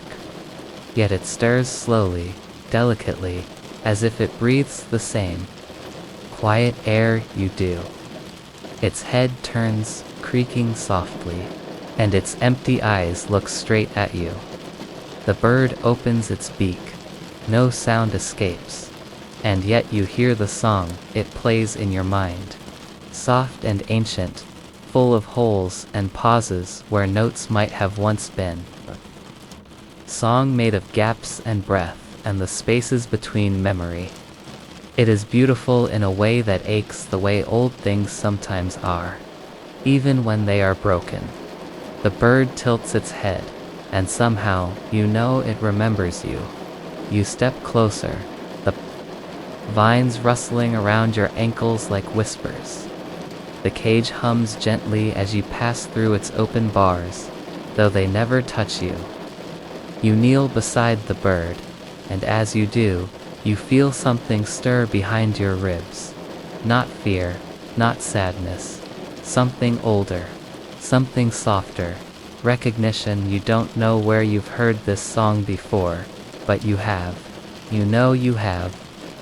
It winds through your thoughts like a thread pulled loose from a forgotten sleeve. The tune has no words, but it shapes them in your chest. A name, a place. A night long ago, beneath stars you can no longer name. The bird flutters its wings, barely moving, as though made of shadow and thread. It bows its head and begins to sing again. You close your eyes. In the darkness behind your lids, images drift like smoke. A small hand reaching through rain, a candle flickering in a window that was never yours, a forest path spiraling inward, always inward, toward something waiting to be remembered. The bird's song presses gently into your ears, not loud, not sharp like breath against your shoulder. And it is in that moment, half asleep and wide-eyed all at once, that you realize the bird is not singing to you. It is singing you, your shape, your presence, your very self hummed into being through memory and silence. It remembers your name. You do not. You reach out and touch the edge of its wing. A soft tremor passes through the air. The clearing fades slightly, like watercolor in the rain. Trees blur at their edges. The vines around the cage twitch, pulling tighter, then loosening, as if exhaling. Above, the moonlight fractures, not into darkness, but into gentler silver, as though even the sky has grown drowsy. The bird leans closer, its twigged chest rising with the effort of its voiceless song. You listen, and listen deeper, beneath the melody, beneath the hush of the hush, you hear something else. Not words, never words, but meanings. Old ones, the kind spoken before language. You are remembered. You are not lost. You are still singing, too. You bow your head, the way one might in a chapel made of trees. You do not cry, you do not smile, you only breathe. The bird does not stop singing. You begin to hum along, not with your mouth, but with your presence. You feel your body aligning with the rhythm of the clearing, the tempo of silence, the soft pulse of the forgotten song. In that moment, time slides sideways. You do not know how long you remain there, a minute, a year. The space between two heartbeats stretched so far it becomes a lifetime. All you know is the quiet, and the song, and the bird who knows you. Eventually, the melody falters. Just slightly. The bird stills, its head tilts one final time, and then very gently, it crumbles. Not violently, not even sadly, but with the quiet peace of a candle burning down to the last of its wax. Twigs settle like sleeping limbs, leaves curl into themselves. The cage rustles as a wind passes through it that wasn't there before. You rise, slower than before. The clearing is empty now, but not hollow. The song still lingers, not in the air, but in you. It has been stitched into the lining of your thoughts, sewn beneath the rhythm of your breath. You will forget it when you wake, but something deeper will remember. You turn back toward the trees. There is a path again, pale, unmarked, waiting as you begin to walk. You think you hear, just behind you, or perhaps inside you, a faint flurry of wings, and a breathless tune with no notes. It drifts upward like smoke and dissolves into the wind. and just before it fades entirely, you feel the softest tap on your shoulder, as though something small has landed there and stayed. A feather falls from nowhere. It lands in your palm, weightless and gray. You close your fingers slowly around it, and when you open them, it is gone. The path into the forest is thin and soft, a ribbon of moss winding between roots like slow-moving water. You step lightly, your feet cushioned by the hush of the earth, every movement dampened by a canopy so thick it has folded the sky away. Above you, leaves hang in deep tiers, layered like forgotten veils in an old attic. The air is thick with the scent of wet bark and quiet rot. You don't know how long you've been walking, minutes, hours, longer. Time no longer pulses here. It drifts, caught like spider silk in the branches. Somewhere far behind, the last glint of daylight has been swallowed. What remains is a twilight that feels too still. You pause, letting your breath slow, letting your ears open. You hear nothing, not the rustle of animals or the trill of insects. Only the soft sound of your own body breathing, shifting, waiting. The forest does not respond, and yet you are not alone. You sense it first as a presence not seen, not heard, but felt. High above, beyond the curtain of branches, something watches. You raise your eyes slowly, instinct guiding your gaze rather than logic. The trees stretch into silence, their dark limbs tangling into one another like old, forgotten arms. There is no movement, nothing visible, still the sensation persists. You continue walking, quieter now, your steps barely brushing the moss. The path narrows, but you don't stray. You follow the faint line of crushed ferns and the occasional glint of silver bark like breadcrumbs. A rhythm begins to form, a rustle just behind your steps, faint but mimicking. You stop, it stops. You move, it moves. You dare to look up again. Branches still, interlaced, empty, but when you blink, they sway. It's not the wind. There is no wind. The forest air hangs too heavily for that. The sway is subtle, slow, like a breath being exhaled through a mouth too large to see. You hold your own breath, listening harder. For a moment, there is only silence, then a warmth. Against your neck, you turn sharply, but there is nothing behind you. Nothing but trees and layered shadows and that too quiet hush. But your skin remembers the breath warm and near, as though something had leaned close enough to whisper and then slipped away. You walk again. The path dips and twists, leading deeper, always deeper. The canopy thickens until even the gloom feels dense. Your fingers trail along bark slick with moisture.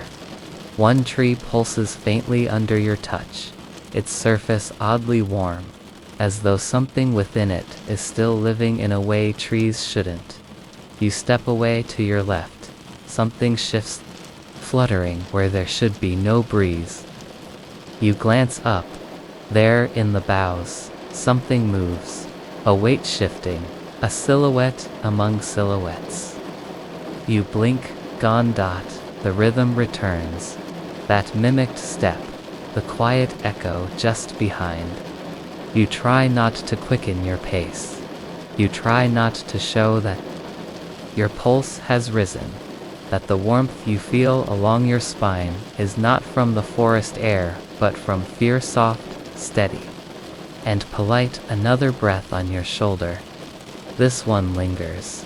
It's as if whatever follows you is learning, testing, timing its movements to your blinks, to your pauses, to the small tremble in your hand as it reaches to brush aside a curtain of vines. You consider speaking aloud.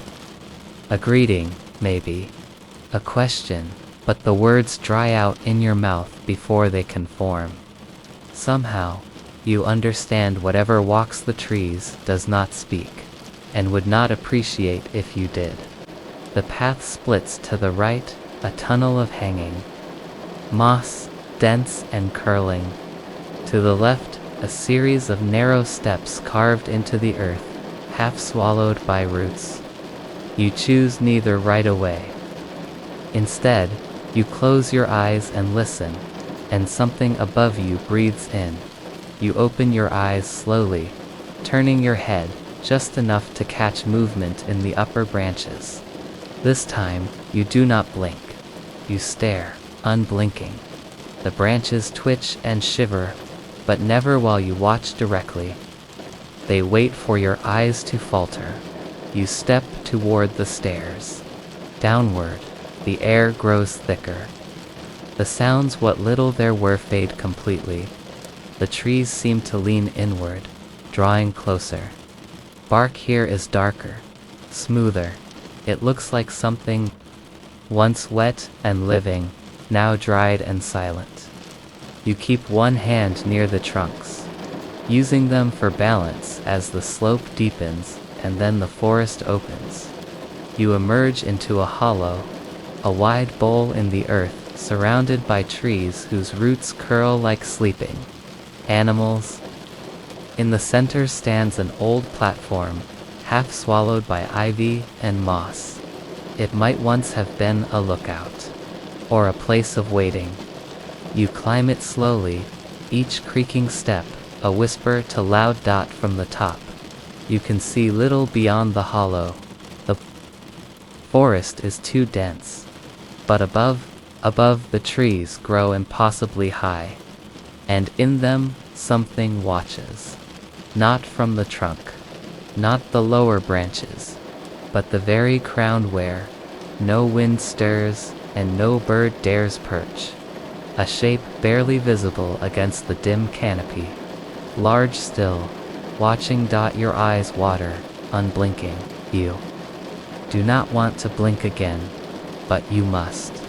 You close them only for a breath, and when you open them, the shape is gone. You feel it then, not behind you, but beside. Closer than before. No longer high above, but near. So close the hairs on your arms. Rise. You don't look. You don't move. You simply breathe, soft and steady. And you listen. There's a low sound, not quite a growl, not quite a whisper. A noise that sits in your bones like old memory. It moves in a circle around you, just beyond sight.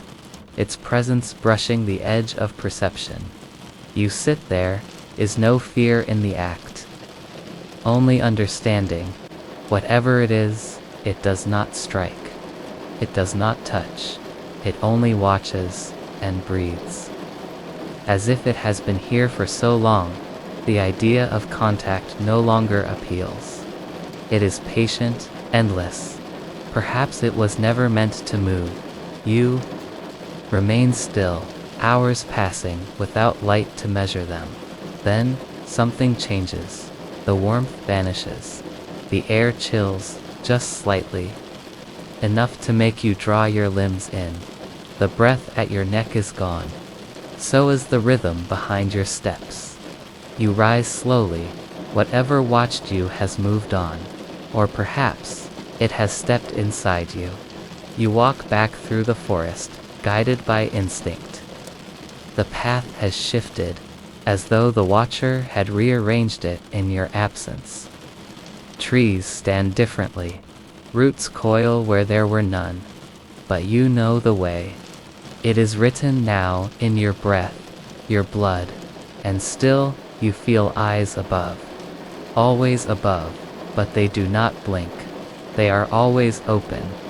Far ahead, a flicker of dim light pulses between the trees, soft and yellow, like a lantern swaying gently on an unseen hook. You move toward it. Behind you, In the crown of the tallest tree, something leans forward but does not descend. And far above, the branches sway though. The forest remains still. You first hear it at dusk, a slow, deliberate tick. Not loud, not rushed, just steady, like a droplet on stone, patient and rhythmic. It seems to come from nowhere, and yet it beckons you from everywhere at once. You step off the fading trail, where the trees lean closer together, and the underbrush grows thick and untended. The leaves here are damp and slightly luminous in the dying light, touched by some silver sheen that isn't moon or sun. You move slowly, careful not to break the silence that drapes the woods like old velvet. Each step is muffled by soft moss and scattered twigs, and still, beneath it all, tick dot dot, tick dot dot, tick dot dot. It feels older than sound, not a noise made by anything living, but a memory of movement. A pulse too old to matter anymore, but too stubborn to stop. The kind of sound you don't notice until it's all you can hear. The forest thickens. Vines sag from crooked branches like forgotten thoughts, heavy with moisture and silence. The trees creak when the breeze presses gently through them, speaking in their slow wooden way. And still, beneath their conversations, tick, dot dot, tick, dot dot, tick, dot dot dot, you part a veil of ferns. Beneath them, the ground drops slightly, a hollow in the earth, ringed with roots that coil and knot like veins. There, at the center, in a tangle of earth and bark, is a clock. It shouldn't be there, it doesn't belong, and yet it looks settled, as if the forest has grown around it, unwilling to let it go, or perhaps unsure how to. Its casing is iron, flaked with rust and time. Cracks run across its face like spider webs pressed beneath glass. But it's intact, mostly. The glass is missing, the hands are gone. But the numbers are still clear, etched in curling, ornate strokes, a style you've never seen and somehow recognize. And still, it ticks, tick tick tick. The sound is neither comforting nor threatening. It simply is, like breath, like gravity, like remembering something too faint to speak. You crouch beside it, careful not to touch. The roots around it curl like fingers, protective, almost possessive. One thick root snakes up and through the open back of the clock, disappearing into its hollow core. It pulses slightly, not with light, but with dot dot dot motion, as if something is turning inside, something that shouldn't still be turning. You lean closer. The ticking grows louder, but not in your ears, in your chest, like your own heart is trying to echo it, like it's matching you to its rhythm, asking you to follow. You sit. The air here is cooler, as though the trees are holding their breath. And you sit with them, beneath their canopy, and you watch the clock. For a long while, nothing changes, and then the forest darkens by a shade. Not night, not storm, but as if someone, somewhere, turned a dial just slightly, and the leaves no longer shine, and the wind forgets its direction, and the birds stop pretending they aren't listening. Tick, tick, tick. You notice a carving just beneath the base of the clock, worn and faded, hidden beneath a sweep of lichen. You brush it away with your fingertips, gentle as breath. It's not words, not letters, but shapes. A spiral, a pair of wings, a crescent hooked into a key. Symbols that don't speak, but hum in your memory like a song you've heard in someone else's dream. You look around and realize the clearing is ringed with more of them, faint carvings in the bark of surrounding trees, matching symbols, each one slightly different. Marks of passage, or protection, or permission. You lie back. Just for a moment, the moss accepts your weight without resistance. The canopy above you shifts, trees leaning in slightly, branches like long fingers threading the dusk.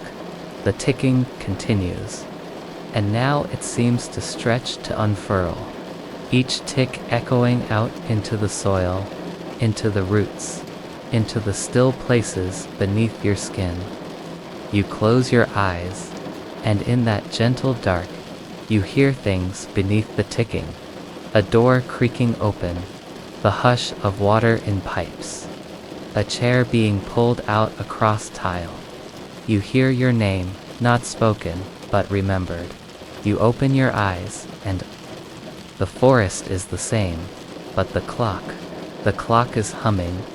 It's not louder, exactly just closer. The vines have shifted, though you didn't see them move. A root curls near your ankle now, not touching, but present. The metal of the clock looks darker, wetter. The rust seems less like decay, more like blood dried over old bone. You rise slowly. The air is thick with scent, loam copper, something burnt, and the clock ticks. It ticks, and it waits. You take a step back, and another. The ticking doesn't follow, but you feel its rhythm still in your throat, in your knees, in the hollow behind your eyes. The trees seem quieter now. Their creaking is gone. Even the wind feels suspended, as if it, too, is waiting. You reach the edge of the hollow and pause. Behind you, the clearing is still. The vines, the roots, the clock, all unmoving, and yet you feel watched, not with malice, but with patience. Endless, quiet patience.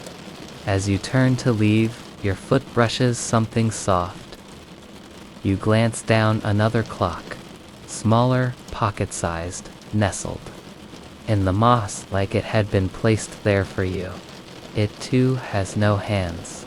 It too ticks. You do not pick it up. But you stare a moment longer than you should. Then you walk back through the brush, where the ferns close behind you like sighs, through trees that lean just slightly more than you remember. Back toward the trail that no longer looks like it ever led anywhere. You walk until the ticking fades, until the only sound is your breath, your steps, and the whisper of leaves brushing against one another. And yet, the rhythm never fully leaves you. Even as the forest thins, even as the light returns, even as you step out beneath a darkening sky filled with slow-moving stars, it lingers in the base of your spine, in the roots of your teeth, in the beat between your thoughts, tick, tick, tick, far behind you. Beneath the earth and curled in quiet roots, the clock does not sleep. Its face watches nothing. Its hands are gone.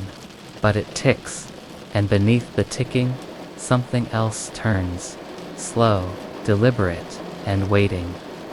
The rain comes soft tonight, not in sheets or storms, but in a hush, a patient tapping against leaves, against your shoulders, against time itself.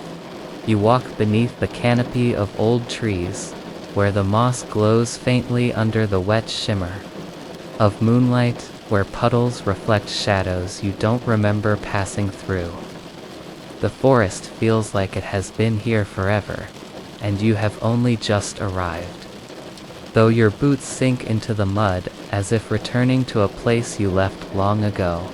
Your breath is shallow, steady. You count it without meaning to. 1, 2, 3.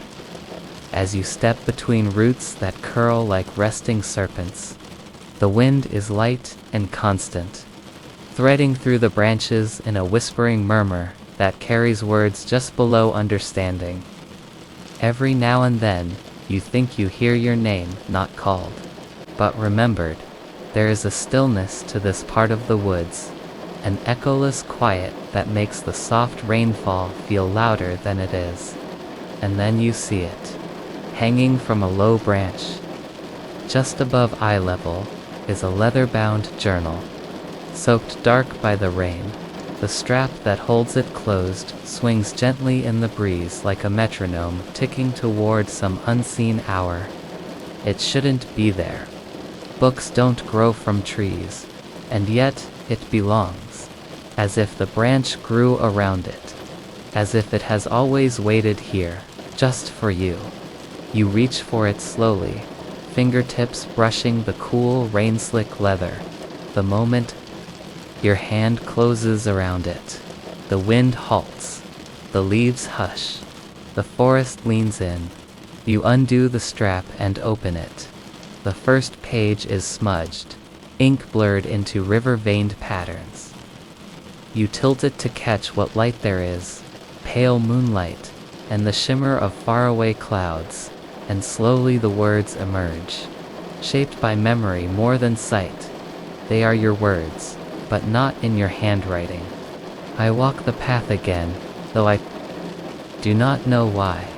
The moss remembers me, and the stones nod beneath my weight. I leave no footprints, I leave no breath, but I am watched by something with my face. You flip ahead, each page is like that inked thoughts, dreams, doubts, entries written in your voice, in rhythms your mind knows well, but not by your hand. You read of places you haven't been yet. A well behind a crooked house, a bridge that breathes, a door that opens to stars. You read of moments that feel more like dreams than memories. The hush of snow that never fell, the echo of a bell you've never heard, the weight of a shadow you've never met. Some entries end abruptly, ink smudged as if the hand that wrote them was pulled away mid-thought. Others stop with ellipses, as if expecting you to finish the line yourself.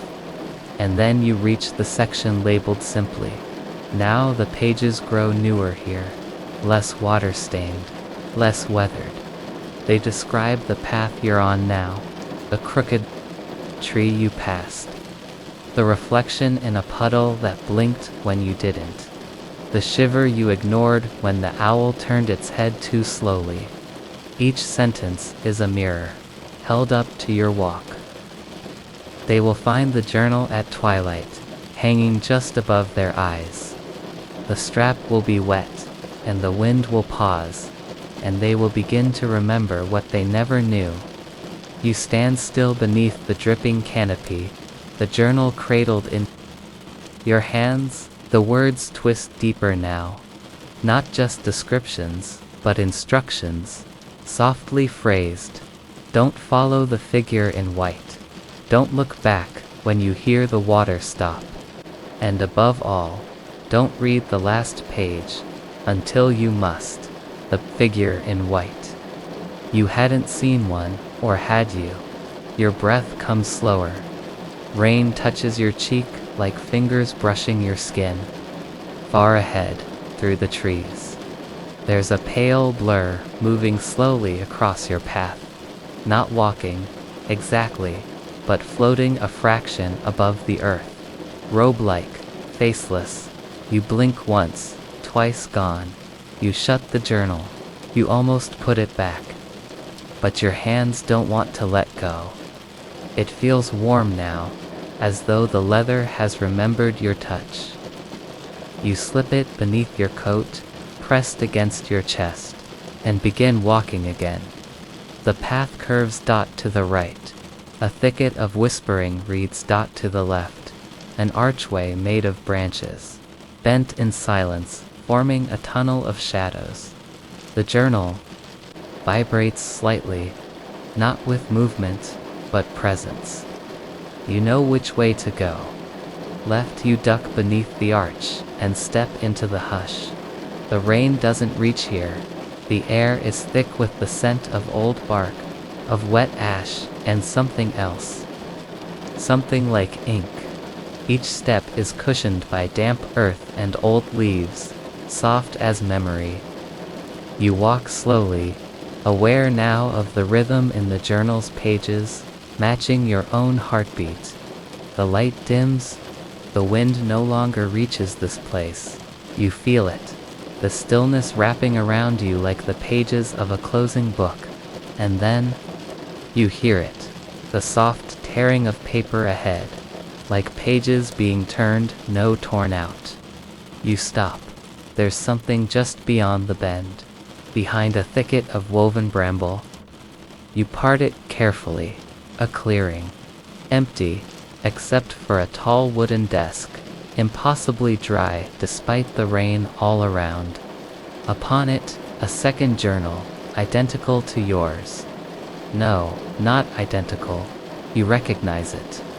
The leather is cracked the same way. The strap is missing, torn clean, and it lies open to the final page. You should leave.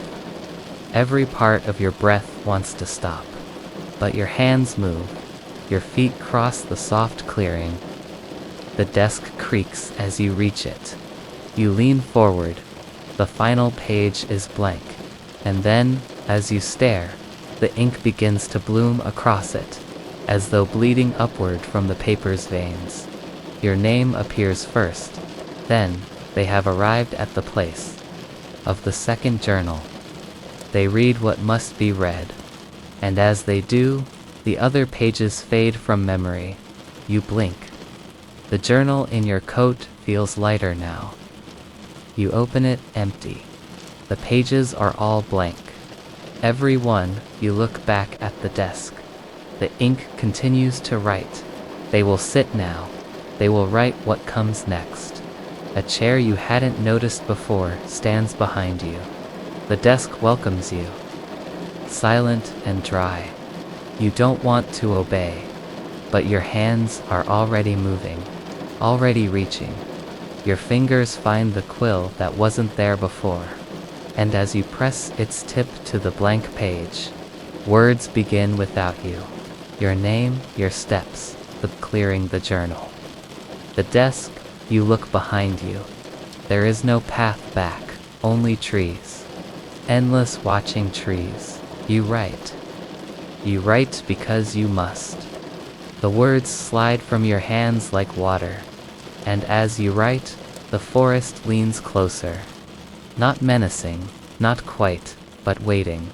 You lose track of time, of rain, of yourself, until finally the ink slows, and you feel it. The moment you've reached the last line, you hesitate. Your breath catches. The quill moves. They finish the story, but do not remember the end. You look up. The desk is gone. The forest has shifted, and in your hands is a journal again, leather-bound, rain-slick, sealed. No writing, no memory, only the faint echo of a page turning. In the dark, the wind stirs gently through the leaves again. Above you, a branch creaks beneath the weight of something small. You glance up, and there it is. A leather journal, swaying softly, just above your eyes. The jungle is denser than usual this morning. Thicker vines hang low, draped like wet curtains. The leaves seem to hum with breathless silence, as though waiting for something that hasn't yet begun. Your footsteps are muffled by the moss, and even the birds, once chatter-prone in the hush of dawn, have gone quiet. Their absence is louder than their presence ever was. You move slowly, not out of fear, but because the air itself is heavy. It presses close, humid and warm, with the scent of old bark and wet stone. There is no wind, no change in light. Just the soft rhythm of your breath, and the feeling that the jungle is folding inward behind you, closing the path you've come from. Then, without transition, the underbrush opens. Not gradually, not through a thinning of trees, but instantly. As if you stepped through a thought you didn't mean to finish. One foot is in the jungle, and the next rests in a wide, still clearing. It shouldn't be there. Not here. Not today. The space is almost perfectly round. A wide patch of pale soil. Not dirt. Not sand. Not grass. Something brittle, powdery ash, maybe. Ash and bone-white dust. As though something old burned here and refused to leave behind any proof of fire. The trees encircle it in silence, like they are watching and do not wish to intrude. Above, the sky shows soft blue and washed out, but the light does not shift. The sun hangs motionless, caught in some invisible hook just beyond the tree line. Time, too, has paused here. You take a few more steps. Your shoes leave faint imprints in the ash, and the ground doesn't push back. There's no resistance. No roots, no small stones, no insects scurrying underfoot. Just silence and dust. It feels like walking across something that used to be alive. In the center of the clearing is a stone, gray, smooth and waist-high, its edges worn as though water once lapped against it for many years, though no water runs here, no streams, no ponds. The jungle holds its breath around this place. You approach the stone, slow and uncertain. At first glance, it seems like any other, the kind you might find atop a hill, or beside a forgotten trail. But when you reach it, you notice something carved into the surface. Not deep, but deliberate. Not freshly etched, but not faded either. Your name, spelled exactly as you spell it. Not a trick of coincidence or translation. Not a name that could belong to someone else. Yours. The letters curve with a strange softness, as though they were carved not with a tool, but with memory. You run your fingers over the grooves. They feel cold, even in the heat. There's no moss, no weathering. The stone resists the touch, but doesn't reject it. You look up. The sun hasn't moved. The sky is the same shade of still. The trees, though distant, feel too near, as if they lean in, watching, listening, waiting to see what you'll do now that you've read the stone. The clearing feels less open now, not because it has changed, but because you have seen too much of it. A wind rises, then gentle, strange moving, in a circle along the edge of the clearing. It doesn't reach you. It stirs the upper leaves, brushing their faces together like cautious whispers. But it never touches the stone, or your name, or the place where you now stand. You sit. Not from exhaustion, but from an odd understanding. That something waits here. That you are part of it. That this clearing is not new, only newly revealed. A memory long hidden by moss and vine. A space older than you, but shaped for you. You listen. The jungle is quiet. Not just absent of birds, but empty of movement. No insects buzz. No leaves twitch. No animals prowl. The entire world has curled itself around this clearing, as if it, too, needs to understand what this place is. You lean your back against the stone. It is smooth and unwavering, cool, despite the trapped heat of the air.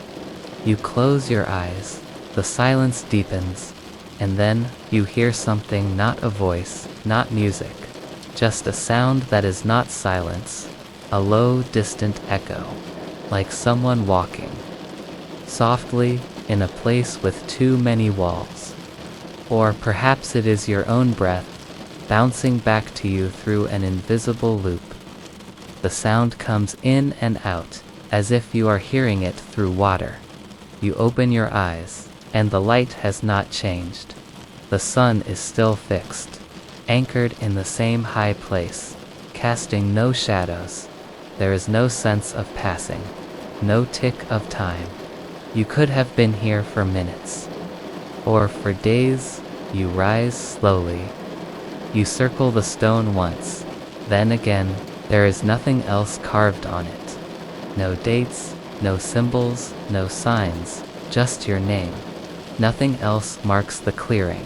No footprints but yours. No signs of any life ever. And yet it feels known, familiar. And the way dreams feel familiar, even the ones you've never had. You step back toward the edge of the clearing. The ash gives way beneath your feet, but the dust does not cling to your skin. It falls back in place, as if erasing you behind you. You glance up once more. The sky above remains stubbornly pale. The sun, a fixed pinhole of light. A trap in the environment. Then you notice something strange. The clearing from this angle seems to shimmer, only faintless, mirage, as though it's not quite there. The trees ripple slightly in your peripheral vision, not from wind, from memory, maybe. You walk around the perimeter.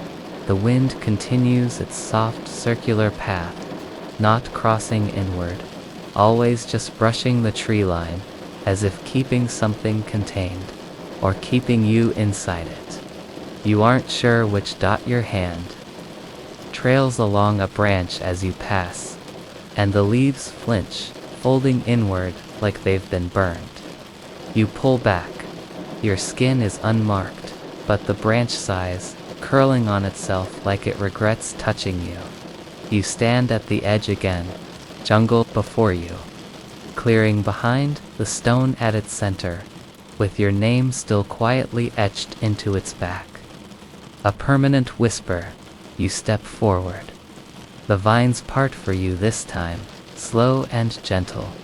And the moment you do, the moment your foot presses once more into the undergrowth, the light changes only slightly. A soft shift, a breath of time resuming. You turn. The clearing is still behind you, but it's farther. The trees seem thicker, the space less visible. You blink, and it is gone. Not vanished, not erased, just folded again. Like a page turned backward in a book you don't remember writing. You place your hand against the nearest tree. The bark is warm now, sticky with sap. The jungle exhales, subtle and slow. The birds return, first one, then a distant pair. No calls, just wings.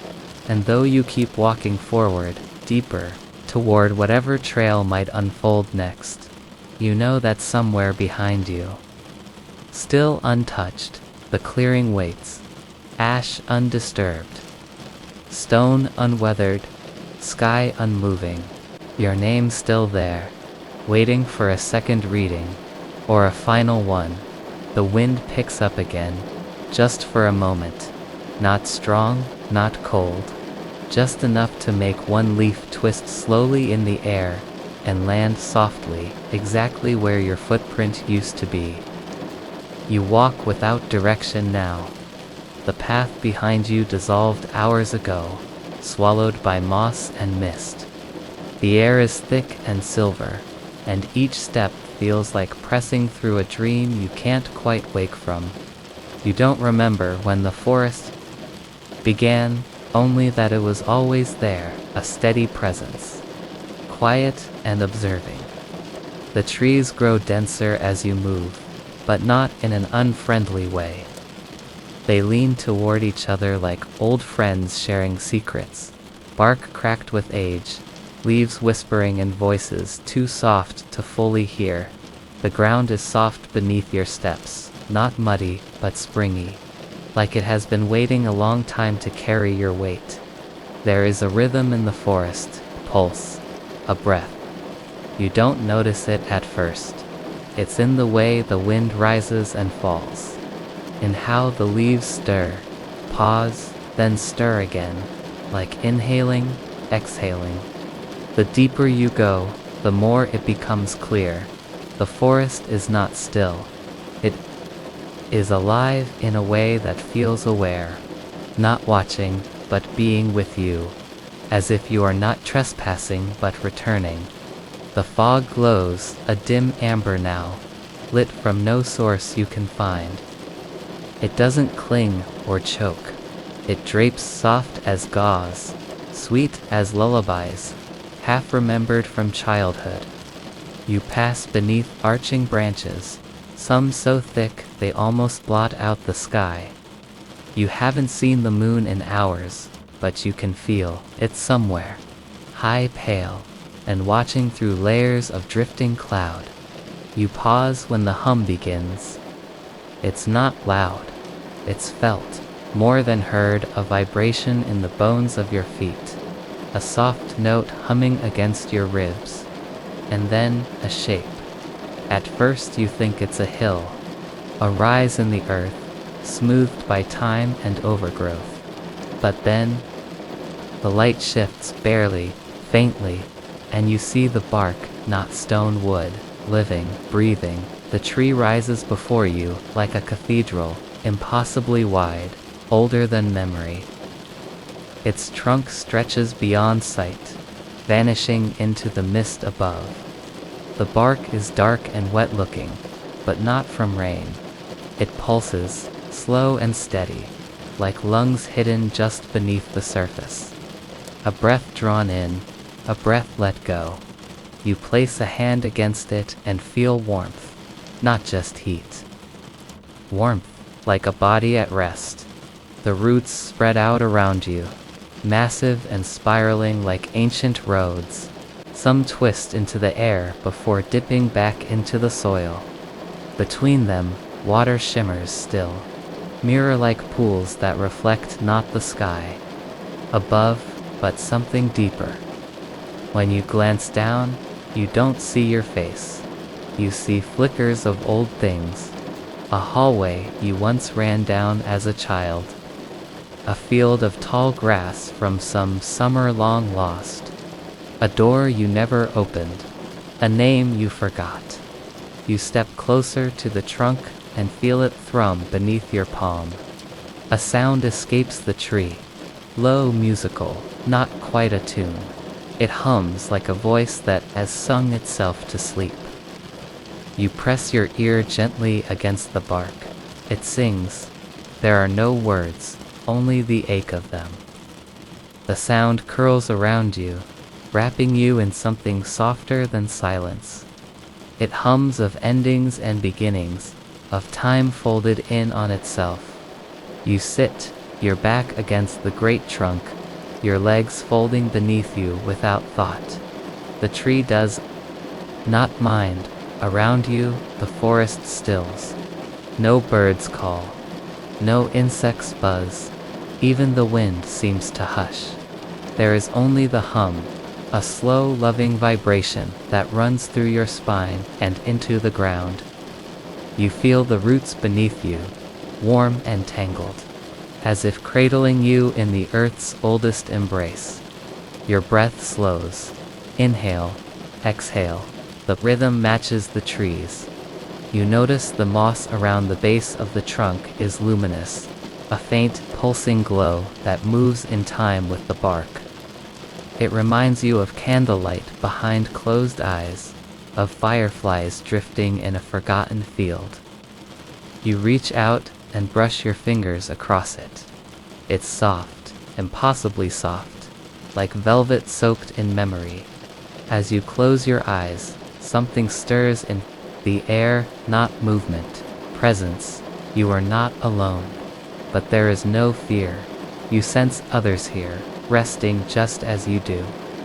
Not people, perhaps not even forms, but feelings, moments, shadows of thought, like memories that took root and stayed. They do not speak, they do not watch, they simply are, resting, humming, Breathing with the tree, the hum deepens. You feel it in your chest now, behind your eyes. It's not just a sound, it's a call. A beckoning toward something ancient and patient and kind.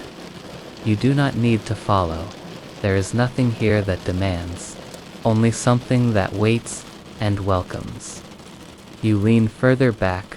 The bark shifts beneath you, barely, but enough to notice. It seems to mold to your shape, as if the tree is adjusting to make you more comfortable.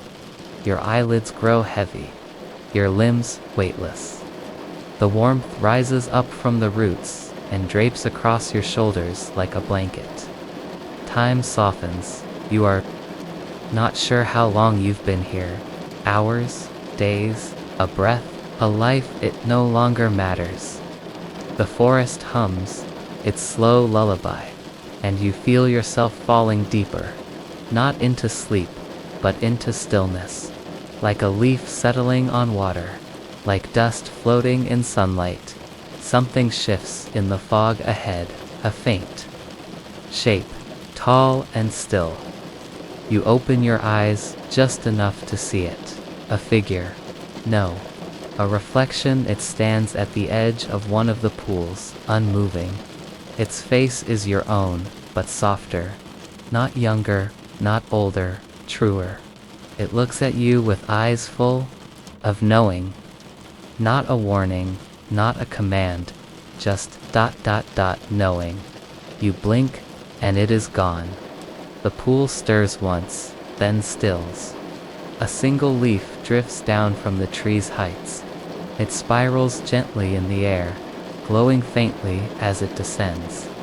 When it lands beside you, the bark beneath your back exhales, a long, low sigh of something ancient letting go. The air thickens, not unpleasantly, like settling into deep sleep. A warmth spreads through your chest, wrapping your heart in gentle quiet. You are held, not in arms, but in belonging, in the embrace of something older than fear. And still the tree hums. Somewhere above, unseen branches sway. The sound they make is not rustling, it is speaking. But the words are not in any language. They are the feeling of a lullaby forgotten long ago. A tune your mother once hummed through a door you never opened. You do not move. You do not need to. Your body is part of the roots now. Your breath is part of the hum. You are no longer passing through this place. You are in it, of it. The tree continues to breathe beneath your back, slow, gentle, alive. The pools glimmer faintly, showing glimpses of distant hills, empty corridors, starlit paths you have not yet walked. The wind picks up again, just slightly curling around you, whispering your name in a voice that might be the forest's or your own. You close your eyes, and still the tree hums. Above you, a branch shifts, releasing a fine dust of glowing spores. They drift down like snow in a dream, disappearing before they touch the ground. The hum deepens once more. Then, faintly, beneath the roots, a second breath.